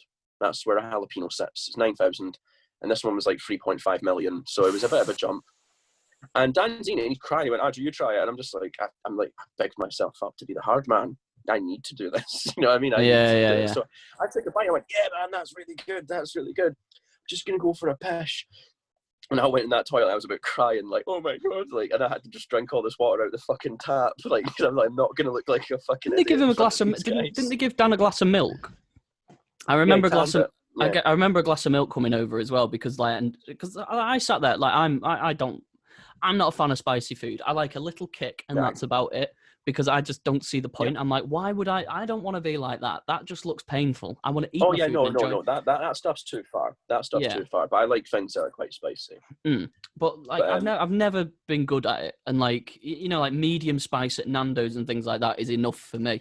Like if I go any hotter than that, I'm just like like I'm rubbish with it, and I don't know why. I just always have it, and like my arse every time my arse the next morning. Oh my god, it's disgusting. Me and Dan are discussing. Our bodies have built up a resilience. Mine just hasn't. Mine just hasn't. I wake up the next morning and it fucking flies out. But anyway, let's just not talk about mine.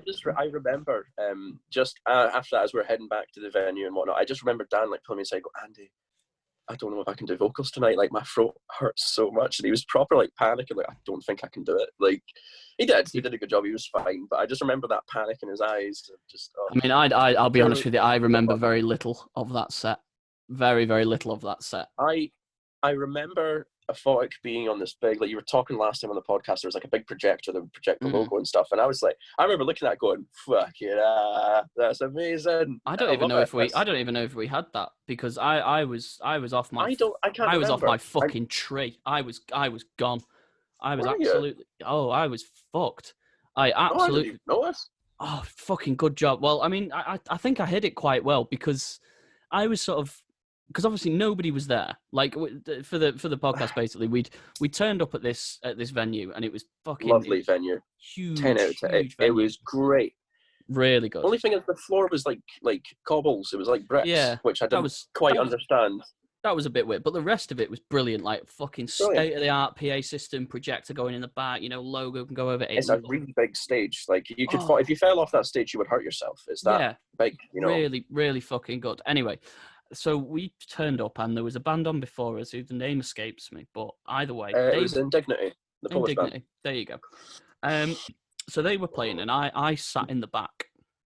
There was a little back room and I was sat in the back and I'll be honest, I was sulking a little bit. I was having a bit of a... because I came through to you. I remember I think everyone was a bit bummed out that... I think everyone was a bit bummed out.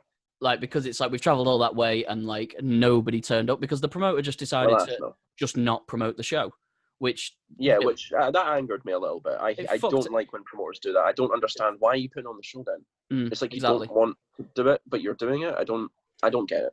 Exactly. It fucked everyone off basically. And so I was sat in the back, fucking right stinking mood, and I was like, right, fuck it. I'm gonna watch some football on my tablet. So I put on and the Premier League wasn't on at this point. So I was watching Forest Green versus Tranmere Rovers, which is like at that time was like a League 2 playoff game. And I was like, fuck me, like this, like, and I was enjoying the game, and I was just like, can't believe I'm gonna have to go on and fucking play to this, like shit. I can't be arsed, like rubbish. Anyway, and this guy from Indignity comes in. I can't remember. I think he might have been the drummer or something. I think I actually remember this memory. I was actually going to talk about it. Is this where you told us that weird joke? I don't know. Weird joke. I remember. You remember he said a joke and he kind of went, because I don't know what the joke was. No, I do. I remember what it was. He came up to me and you, Adam. This is so horrible. He came up to me and you, and I was on my phone. I was looking at something, and I think you were as well. Me and you were just like, oh, blah blah blah, just chatting. Yeah. And he said he looked at us. He pointed at our phones, and we said hello. He pointed at our phones, and he just said, "Don't use that. Use your dick." And he went, and I just looked at you and I went, I don't know what to say. And I went, and just kind of stared at you and went, Adam, I'm leaving. Like, I don't know what I'm doing. I'd completely forgotten about that. What the fuck? Yeah. Yeah. Oh my god. Yeah. Don't use that. Use your dick. Yeah. I remember it so because I remember being stood there going, what's he saying? Why do you want me to use my dick? Like, what do you want me to use it for? I don't know. I don't know what he was. It was something definitely lost in translation. He clearly like. It was definitely heavily, and he spoke okay English. That's the weirder bit. Is that I had a conversation with him like the day after when we played, really? And and he could speak not bad English at all. Oh, So, I don't know them. Maybe he was. I don't know. So then I have no idea what he was saying. It makes it even more confusing. Oh, that's bad. But yeah, no, it was. I think it was that guy. Anyway, and I was sat in the back in like an absolute stinking mood, like really, really bad mood. Right. Anyway, and he comes back and he's like, he starts like skinning up a joint and that, and I'm just sat there like arms folded, just fucking like, just go away, leave me alone. And he just turns to me and he goes, "Do you smoke weed?" And I'm like, and I don't like, I never like. Yeah, you don't. No, you don't. Really. I never touched the shit. But that day, I thought, do you know what? I'm in a fucking stinking ass. Like, I'm pissed off. I've come all this way. It's pissing it down outside. I'm gonna play a shit show. I was like, fuck it. I'll have a bit of this, and then just, you know, they'll probably perk me up, thinking, you know, he's only going to offer me like a couple of tokes or something, and that'll be it. Yeah, just a couple of draws, and then that's your way. I thought, like, okay, well, you know, that'll take the edge off, sort of thing. Anyway, so he skins it up, and it's like, you know, like normal length. And, you know, he's smoking it. He passed it to me, and I'm like, oh, yeah, cheers. And carry on. I'm like, right, sound. And then he, you know, passed it back, and he has a little bit more, and passes it back to me. And I'm like, oh, what more? I've had enough. I'm like, okay. And I'm just, I felt like rude not like doing the rest of it with him. Yeah, so anyway, you feel rude not, I did more and then passed it back to him. And then he passed it back to me again. And I was just like, I was so tempted to like do a peep show and just go, sorry, I'm full. But, you know, thanks, I'm full, yeah. I'm full. But I couldn't. So like, I'm there like, you know, sort of having this with him. And I'm like, now, because I just don't smoke it, I don't really have a tolerance for it. So yeah, you wouldn't. Yeah, you won't. I sort of, anyway, he finished it off and I was like, cool, brilliant. And I sit there and I'm watching and I'm enjoying, you know, Tranmere versus Forest Green. I can't remember who was winning, but I remember. And then he just sort of turns to me and I don't know what went through his head that this was a good thing to tell someone right after they've smoked a joint. He went, yes, the thing with Poland is you're caught smoking weed, 3 years prison. And then just walked out. And I was like, no. And I was just there like, 3 years in a Polish prison. I'm like, are you kidding? Like, I don't want to spend 3 years in prison in England, like in Poland or anywhere, but especially Poland. I don't want to be in an Eastern European prison. That would be like ridiculous. And I was like, oh no. So I'm sat there like, just don't think about it. Don't think about it. But then obviously like stupid fucking brain, high brain was just going, you're going to prison. You're going to prison. And I'm eating water and rice. And I'm just like, no. Anyway, and you guys had just finished. And you were all packing up, and I sort of had like fucking dry mouth, so I was like, quick, just keep drinking water, you'll be fine. And I walked on stage, and I remember just the lights hitting me, and I was just like, oh yeah, because there was a lot of bright lights. It was like blue and white and shit. It was like right in your eyes. I remember that. And I just didn't feel like I felt like I was gone. I wasn't, you know, in a right space of mind, and I was sort of like plugging my pedals in. And I was like, have I done that? Like really, really slowly, like making really sure, really carefully trying to make out like I'm not as high as I actually am and sort of plugging it into the amp and setting up the amp and just triple checking it's turned on. Right, cool. Yeah. Anyway, and I put my bass on and start playing and I go, I can play. Cool.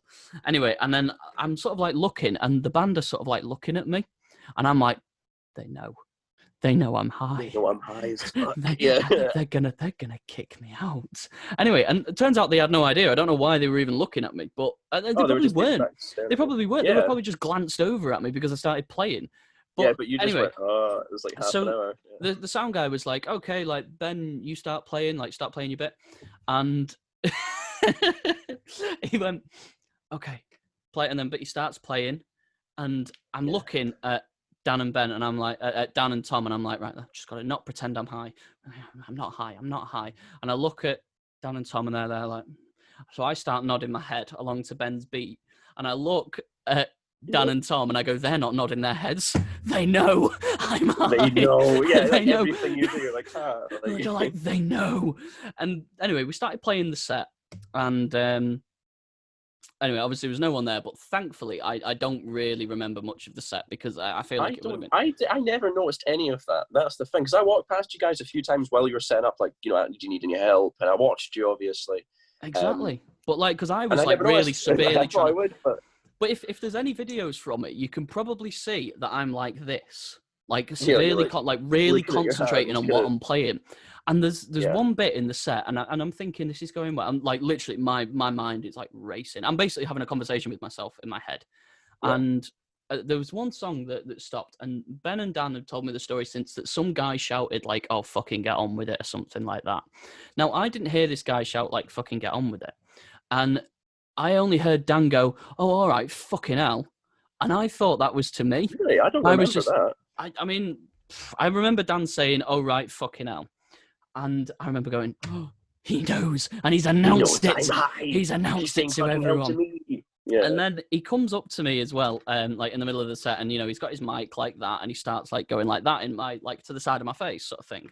Yeah. And I think he's shouting at me for being high, and I'm just like, yeah, but, you must have been really fucked out. You couldn't tell what he was actually saying, and it's coming through a PA. I was done. I was absolutely done.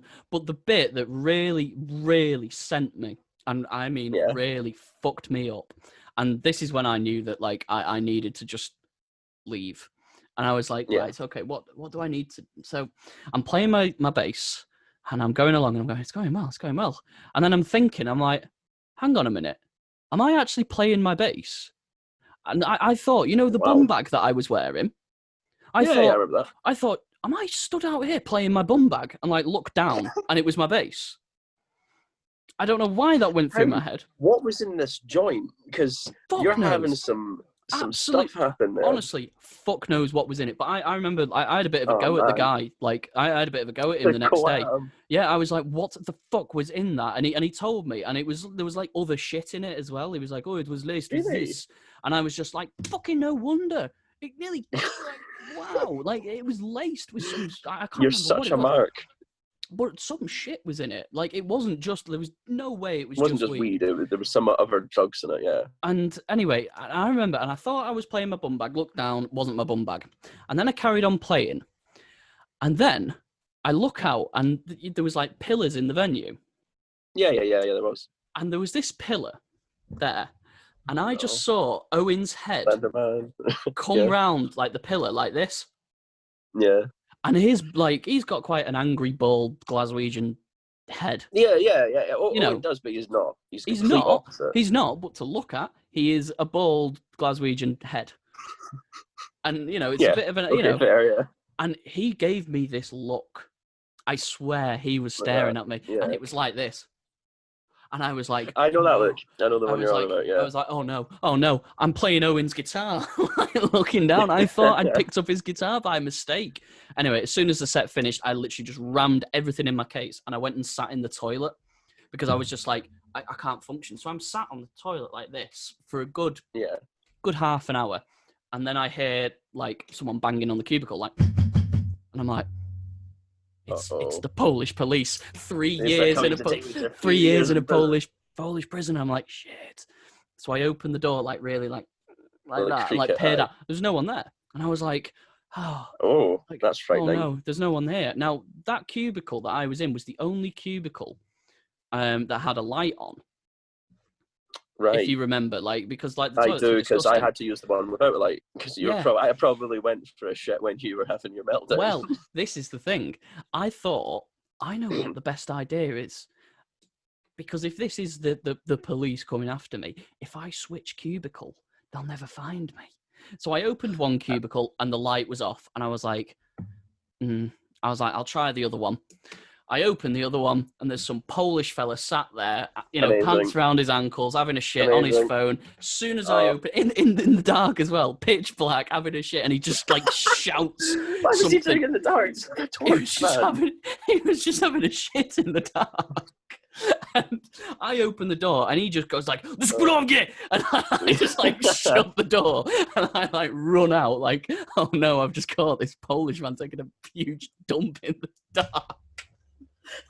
Oh, that's good. And then that sent me the other way, and that sent me into the mood that I wanted to be in the first place. Because that made me laugh. So then I got giggly and happy. But I had to go through all of that, and I thought, nah, you know what? I'm not fucking doing that ever again. Like, fuck that shit. No, I had a few. So not like obviously not like that. That's a bit much. I had a few similar experiences on tour with drinking, because I don't really like smoke weed that much. I'll partake, but I don't really smoke that much. And I remember when we were in the Czech Republic, which is maybe my favorite show. I'd say that's maybe my favorite show. I mean, this, that's what I was going into now. So, yeah, the tour. Like, what was the favorite show on that tour? Yeah. You are. It would be the Czech Republic just because it's the biggest crowd I've ever played to. So that was super daunting. Yeah. And for it, I thought, right, my kind of rule with shows, if I'm ever driving, I never drink. So most of the shows I play, I never really drink because I'm usually driving. Yeah. But because we're in Europe and I'm not having to drive, I'll have like one or two to kind of get me a bit more loose. Because I have noticed, if I have like, well, literally, I'm speaking like one or two drinks, nothing massive, like one or two drinks, and I play guitar, my hands are a bit more loose. I feel a bit more loose. So I usually have one or two, usually one, and then I'll go on stage and I'll feel a bit more kind of in the character I play. But it was like during the day, and I was just like, I'm on holiday, I'll just have a drink. But when I bought drinks from the little kind of pub, bar, whatever they had, I didn't realise until about the sixth drink that they were triples. I don't know how I didn't notice, but I just obviously. Wow, yeah. So I basically had a night out in an hour in terms of quantity of alcohol. I remember it was like, right, Visions, you played first. And I believe it was us immediately on after. It was, yeah. And I remember getting my amp and it was on the stage and I was fucked in my face. I could barely talk. I was absolutely fucked. And I remember getting on stage and I felt like, I can do this. It'll be fine. It'll be fine. And then I got my head and I put it on top of the cabinet and I went, whoo, and I went, oh, and that's when it all just kind of hit me. And oh, yeah. And I just went, oh, I just looked at Jordan and went, Jordan, I'm fucked. He went, how are you fucked? It's only 2 p.m. And I went, I know, but I've been a bad boy. That's such a good impression of Jordan. Yeah, I love my impression of Jordan. It's just a Glasgow accent like this. Like, yeah, that's my impression. Like nasally. I'm on any weekend. Go on, sorry, yeah, you were fucked at No, sorry, no. PM. Yeah, no, and I was absolutely fucked. I plugged the car and just tested his work and it is. And I remember we were the fucking set started, and I'm just going, what song are we on? What song are we on? Luckily, Liam always has a bit of paper that has a set list on it because I'll forget. So it's always been the same set. At that point, we'd always played the same set. And we've been playing it for days now, and I still don't remember it. So I looked at the bit of paper and went, right, I think I remember that. And I remember I got to about halfway through the set, and then I don't remember the rest. I don't remember if I played it right. I literally just memory wipe. I was fucked in my face. Apparently, I did fine. But yeah, I don't remember, like, I don't even remember you being drunk until later on in the evening. I was then as well. I just kept going. I once the set ended, I was like, I've got to stay sober, man. I've got to stay sober. And then I just kept drinking anyway. No, that was a fun day. That was a really good show. That was really good. It's just a shame that it kind of got the only thing that I don't like about it is that we had to set off at 1 a.m. We didn't have a place to stay. And I wouldn't an hour drive. I wouldn't mind it if we like because I think the original plan was we'll play our sets and then we fuck off. That was it. We were actually going to leave, and I was a bit gutted because it's like, oh, Man Must Die are playing. Like I've never seen Man Must Die.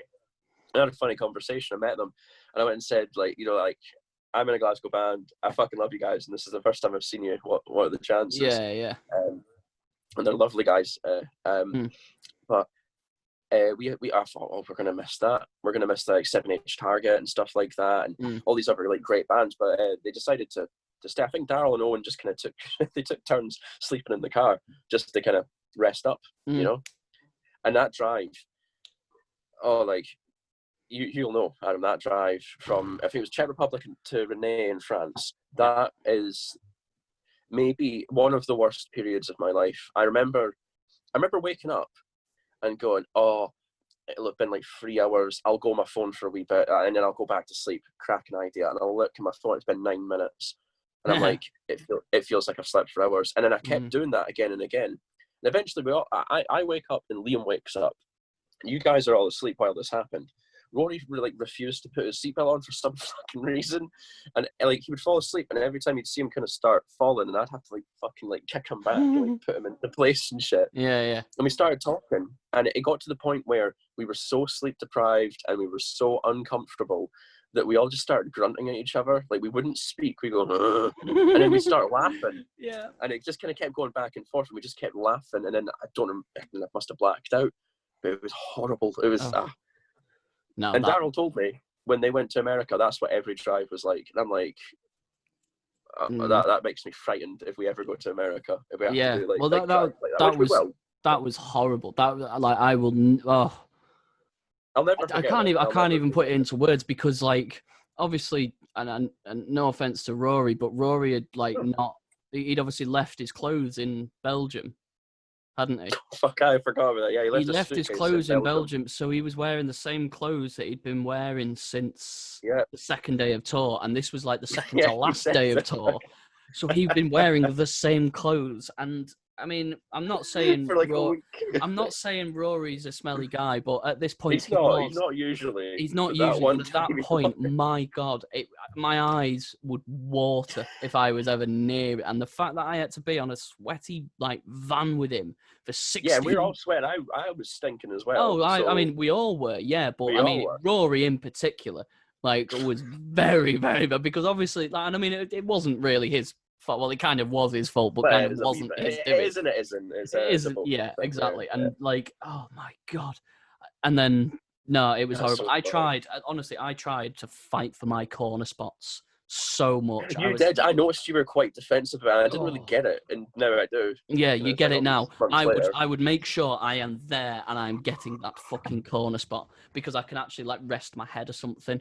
And I've got on a table. Yeah, because I fought for a table spot, and I managed to get a pillow and just lie into it. Yeah, exactly. And I don't give a shit. Like, people can sit there and go, "But you've sat in that seat all of time." Like, I don't fucking care. Like, I'm not bothered. It's every man for himself, and I'm here for 6. Anyway, I wish I'd have gone in Daryl's car. To be honest with you, you should have, mate. Daryl's car is fucking comfy. I never went in it. I never went in it. That entire. You never did because everybody wanted to take a turn. I kept going in it because nobody else wanted to. Like, people just got in the van. I went, "Fuck it, I'll go with Daryl." And if no one else wants it, then I'm going to take it. You know what I mean? I should have gone with him. But I just sat there and I was like, no, I want the corner seat. Like, and I just didn't realize how bad it was. Like, it was awful. Shocking. It was, but it's. I think it's one of those things where like people ask, like, "Oh, what's it like being in the band?" I'm like, trust me, it can be shit. Like, it can be amazing. Like, I love writing music and I love playing music. It's the best feeling in the world. But when it comes to the other end of it, like, putting up with shit like that it's a bit testing. You know what I mean? It is. Yeah, it is.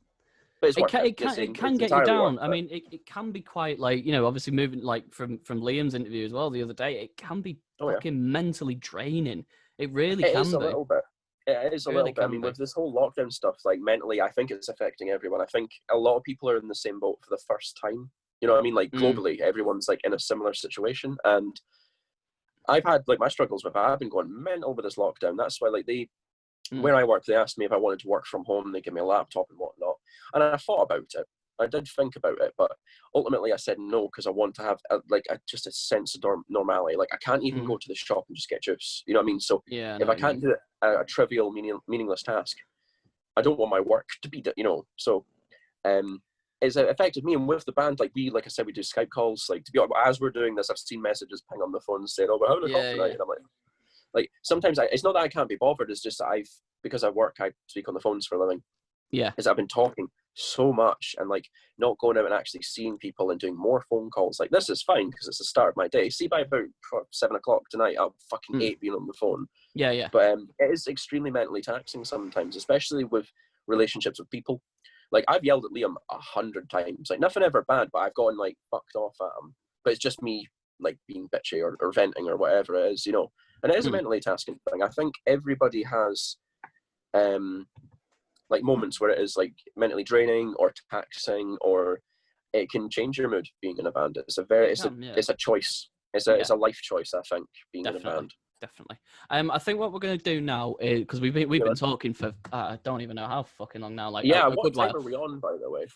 Like 25 to 3. So what we'll do is we'll have like a quick break here. So this is where you know, we'll have like a little quick break. So what we'll do is we're going to play a tune from Aphotic's EP Immurement, which obviously came out last February.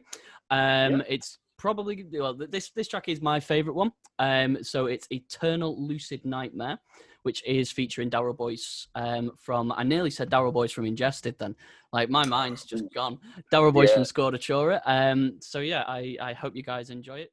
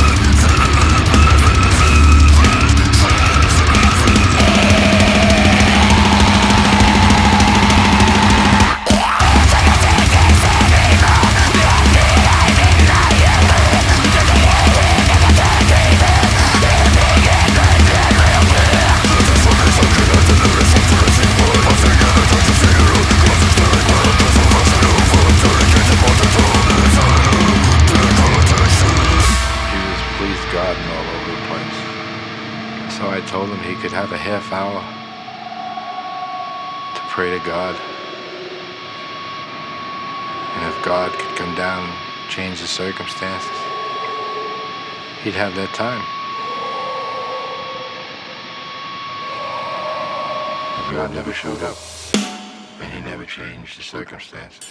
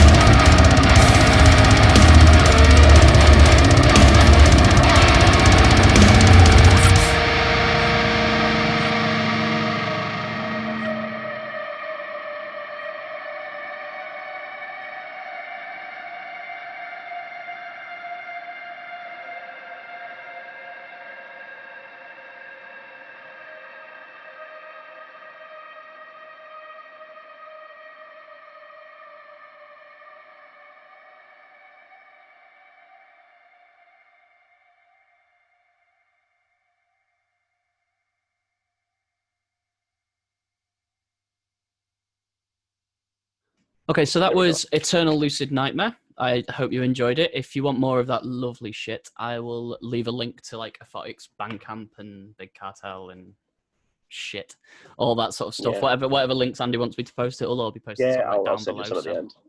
Yeah, Right. exactly. So, obviously, Immurement was last year. What's coming up next for you guys? Well, I can't say too much. Because there's a lot going on in the background about like being that guy. You're not ready for this. Okay. I don't want to be that guy, make that post. But no, there's quite a few things going on. In terms of music, I'll chat about that first. In terms of direction, like I mentioned kind of earlier in the podcast, the writing style has taken a different kind of, like the way we actually make a song is a lot better. It's a lot more concise. So it's a lot more, like when we first started writing songs, it'd be just an amalgamation of all these riffs that I'd have. And then Rory would write the drums, and then Liam would write the lyrics, and Jordan would write the bass. So it's just like we're just chucking shit at the wall and it all seems to stick, which is very time consuming because you just keep chucking stuff at the wall until it sticks. Whereas now we'll have some sort of blueprint. So there is a single coming out very soon.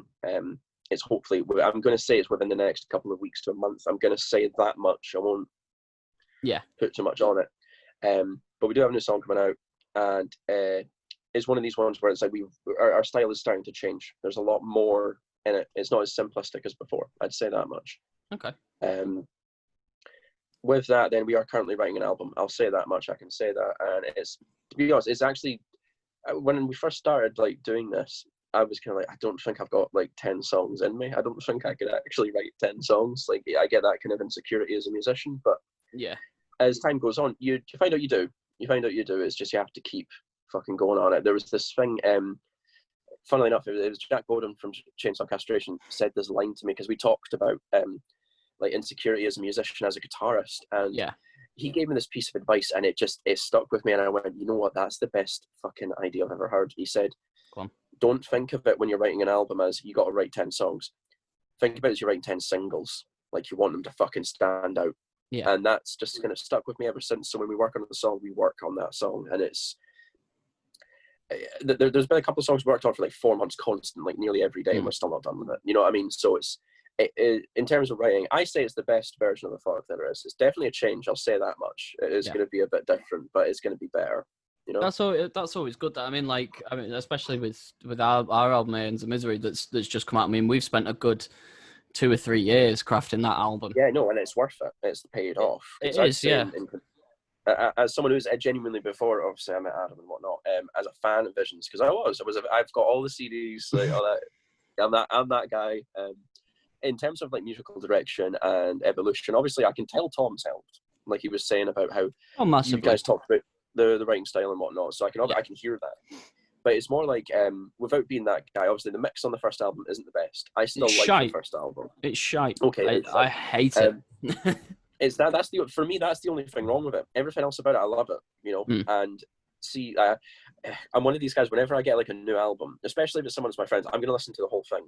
And normally I do it. I want to try and get into the idea of doing it front to back, like track 1 to track 10. I want to do it that way. I never do. I always. I know what you if I get mean, an album. If anybody ever shows me an album, just for future reference, anybody ever sends me anything, I am not going to start at the beginning or the end. I'm going to go like in the middle. So I always go for like track 2 or 3. For some reason, the second and third track of any album is always the better ones. So I listened to Aeons of Misery, the title track, the first one, and the first riff just came in. I went, yeah, this is my nice. shit. You know, it's nice. It's definitely like our writing's definitely grown as well. Absolutely. And I think over the sort of 2 years, I mean, like I was talking about the sort of like black and kind of chords that we've been doing in it, and like I like that being like a constant throughout it, because I think it's I'm not going to say it's unique, because I'm sure people have done it before, but it is other people have done it, but it's a little bit different. It's a little bit different to what we've been doing, and I don't think there's a lot of people really doing like using that same sort of formula as well. No, I wouldn't. I would agree with that. There's like definitely some people, but like I don't think there's a lot, which I like that kind of would make us stand out a little bit, which I like. Yeah, standing out is always fun. Me and Adam do it with our outfits, so might as well do it with our fucking music. Yeah, exactly. But I mean, like with the sort of writing process, like obviously with your album and everything. I mean, like you're saying, like you're getting sort of more of a blueprint, and you're crafting it kind of around that. Like when you're spending 3 or 4 months on a song, is it like you're arguing with each other, or is it more you sort of like is it intense, or is it quite like relaxed? It's not that intense. It's not that intense. So it'll start like, okay, so one of the songs, like it doesn't like, they do have like demo names. Like what I'll do is I'll come up with the demo names, or my other guitarist at some point when we announce that he will oh, you're getting a second guitarist? Maybe. You've just you've put the lid on that one. Oh well. Like we'll make names, but what I always do is whatever it kind of like I think like one fucking riff sounds like another band, I'll name it after a band. So like there's a band I really like from Canada called Abysmal Dawn, who just dropped an album that you should definitely check out because it's fucking amazing. Okay. Abysmal Dawn, they're amazing. It's quite it's not like tech death like Rings of Saturn, but it's just good. It's good. Good death metal. It's good. And they use a lot of triplets, and there's this one riff where it has a triplet. So I name all the tracks like stupid names. Like I've called it Aphismal Dawn. It's like Aphotic, Abysmal, Aphismal Dawn. Nice. So I've got all these like stupid idea names. So one of the songs that has a stupid name, I don't know which one it is. I've made so many stupid names now. The way it started was I had this one riff that I've been playing for ages. Like I have, in terms of warm-up routines for guitar, I have just little funny things that I've written there. Like it's kind of like a riff. It's kind of like a little lick. It's just a little bit of something I play. And I was playing it one day, and I went, to the secret member. I keep nearly saying his fucking name as well. To the secret member and the other guys who are on this like Skype chat. I went, guys, I've got this idea, but does this sound shit? And I'll just I'll just start going for it, and they'll go, that's an idea, and we'll just take that and we'll just like build it from the ground up. And then like Jordan has become.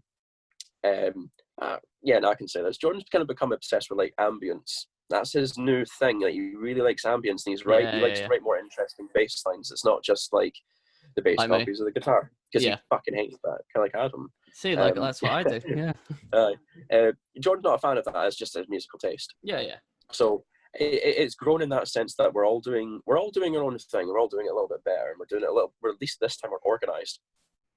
Yeah, exactly. Well, that's good. I mean, do you have any like? I know obviously like the lockdown and everything's coming, but I mean, do you have any like gigs or like tours or anything like potentially planned or? There was a really cool show. There was a really cool show, and I'm so fucking gutted because of the way that the show is. I know it's not going to get rebooked, sadly. It was Primordial Swarm from Manchester, another band anyone should check out. They were releasing their Scaphism. I think it's called Scaphism. Scaphism EP. Yes. And it was the launch for that, and it was going to be 10 bands, it was going to be a full day, and it was in the Retro Bar. But I've never been to Retro Bar, and apparently it's a nice venue, and I'm like, it's going to be great. Retro Bar's interesting. It's not a nice venue, but everyone loves it.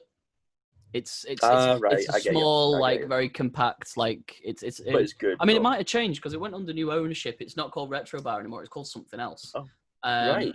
I don't know what it's called now, but unless it's gone back to Retro Bar, I don't know. But Who knows? But yeah, there was yeah. that show that was all lined up. It was going to be like 10 bands and Primordial Swarm there. We were just asked by the promoter, like, hey, do you want to play this? We know about you. And I'm like, oh my, somebody knows us, you know. It's always flattering when someone says that it's always flattering when someone's actually heard of you when you've not said, by the way, here's my band. Like, it's always a great, great feeling. I never get over it. But we had that. We had a show with Man Must Die. The end of May, I think it was. No. And like, you know, I love Man Must Die. Like, I'm such a fucking fan. And the minute the lockdown hit, I just went, well, that's everything for the year fucked. Like, and it pretty much is. I mean, we had Slamfest. We were gonna play Slamfest, and like, I get to play bands like Cytotoxin and Abysmal Torment and stuff like that. Oh, of course, Slamfest got cancelled, didn't it? It did. I assume it's gonna get rescheduled for the following year. I assume, but who knows? We don't know what's gonna happen with gigs. And I think at the minute we still have one booked. I think.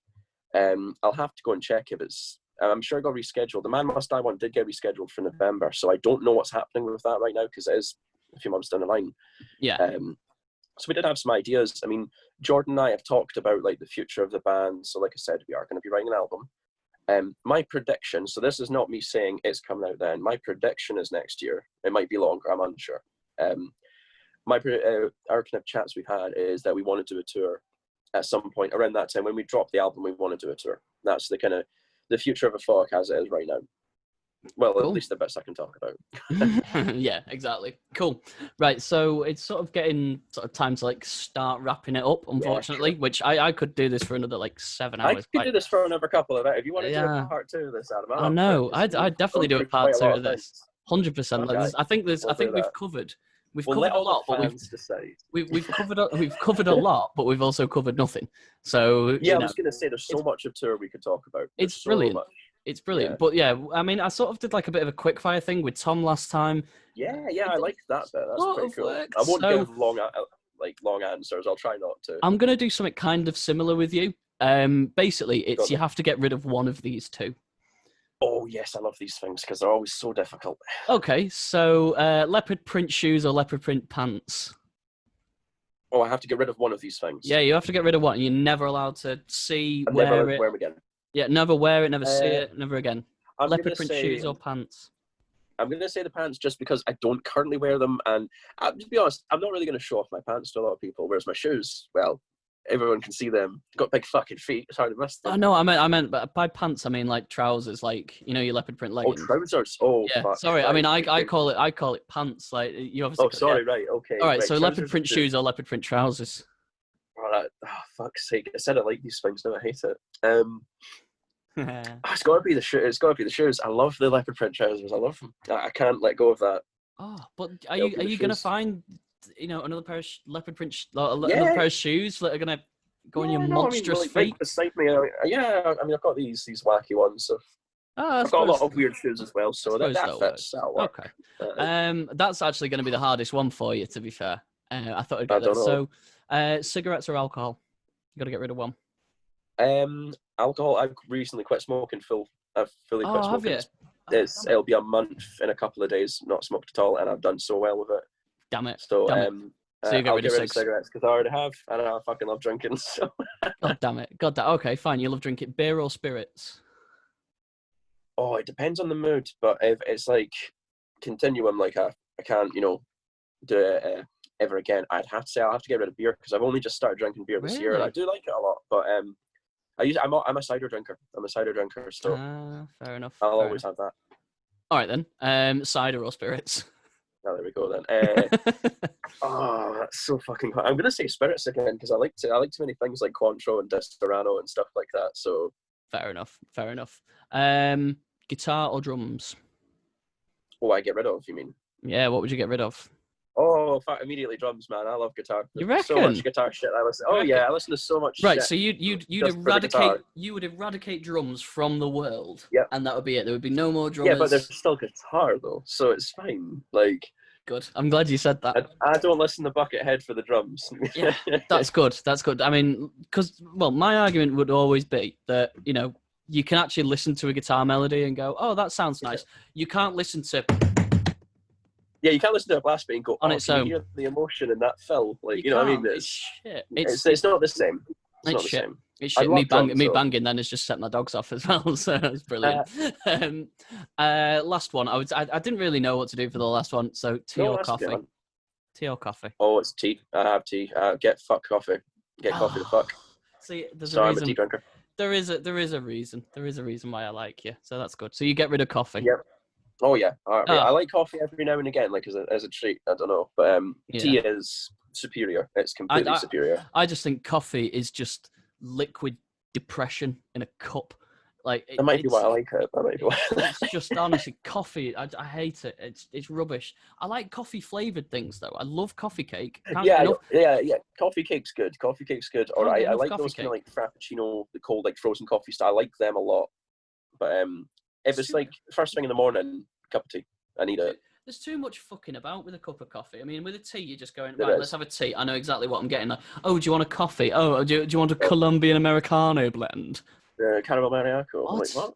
I don't know. A cup of tea. A caramel frappuccino. Yeah, exactly. No, my dad works at Cafe Nero and he serves coffee. He's really into his coffee, and he has been for years. And he fucking hates. Oh, can I have soya milk and blah blah blah? But don't put any latte in it or some pish like that. And he fucking hates it. Nice, cool. So I'll go with the one last question. I asked the same thing to Tom as well, and Tom sort of just wanted to book us on a gig already. But if you could book one gig for Aphotic, what venue would it be? What bands and why? Oh, sweet Christ! And let's because I mean you could probably book about 10 bands. Let's say it's a 4-band lineup and Aphotic is 4-band bill. 4-band bill, and Aphotic is one of them. So 3 other bands. Oh fuck!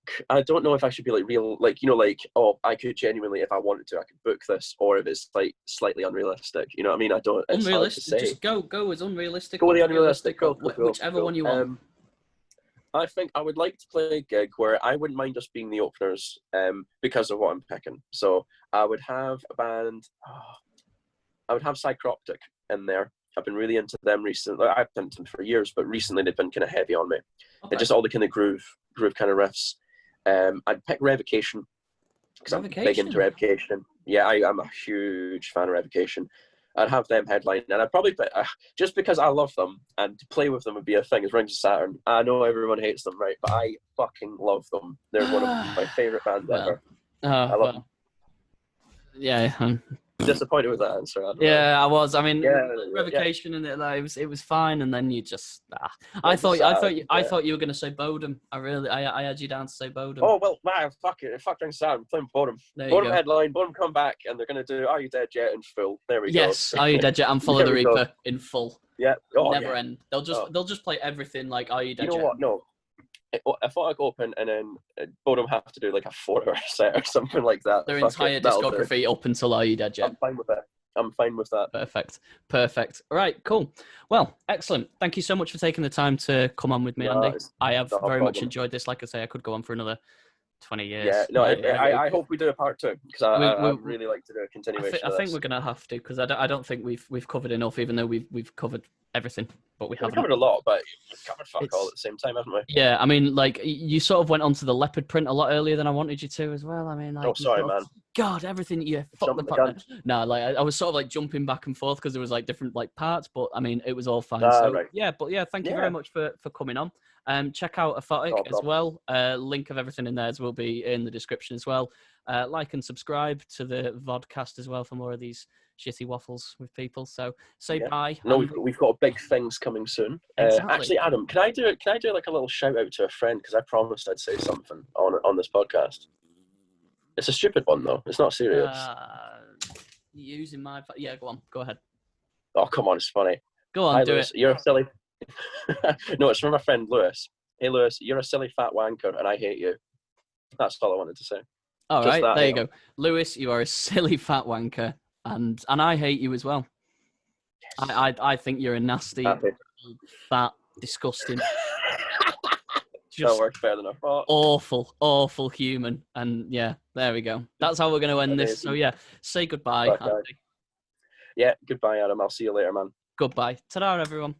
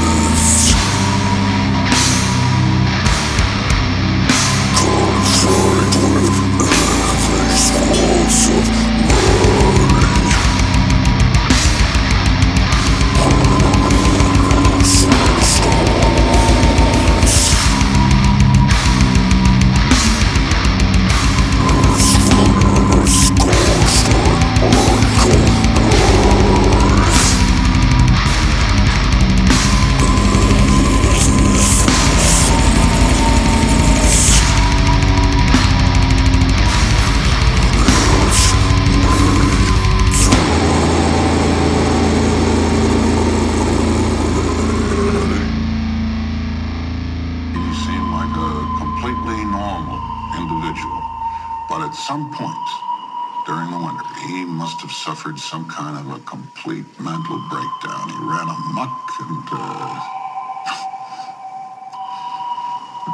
he killed his family with an axe.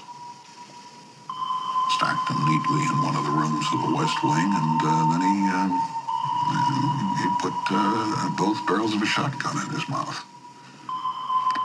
Police, I thought that it was what the old timers used to call cabin fever. Cabin fever, cabin fever, cabin fever.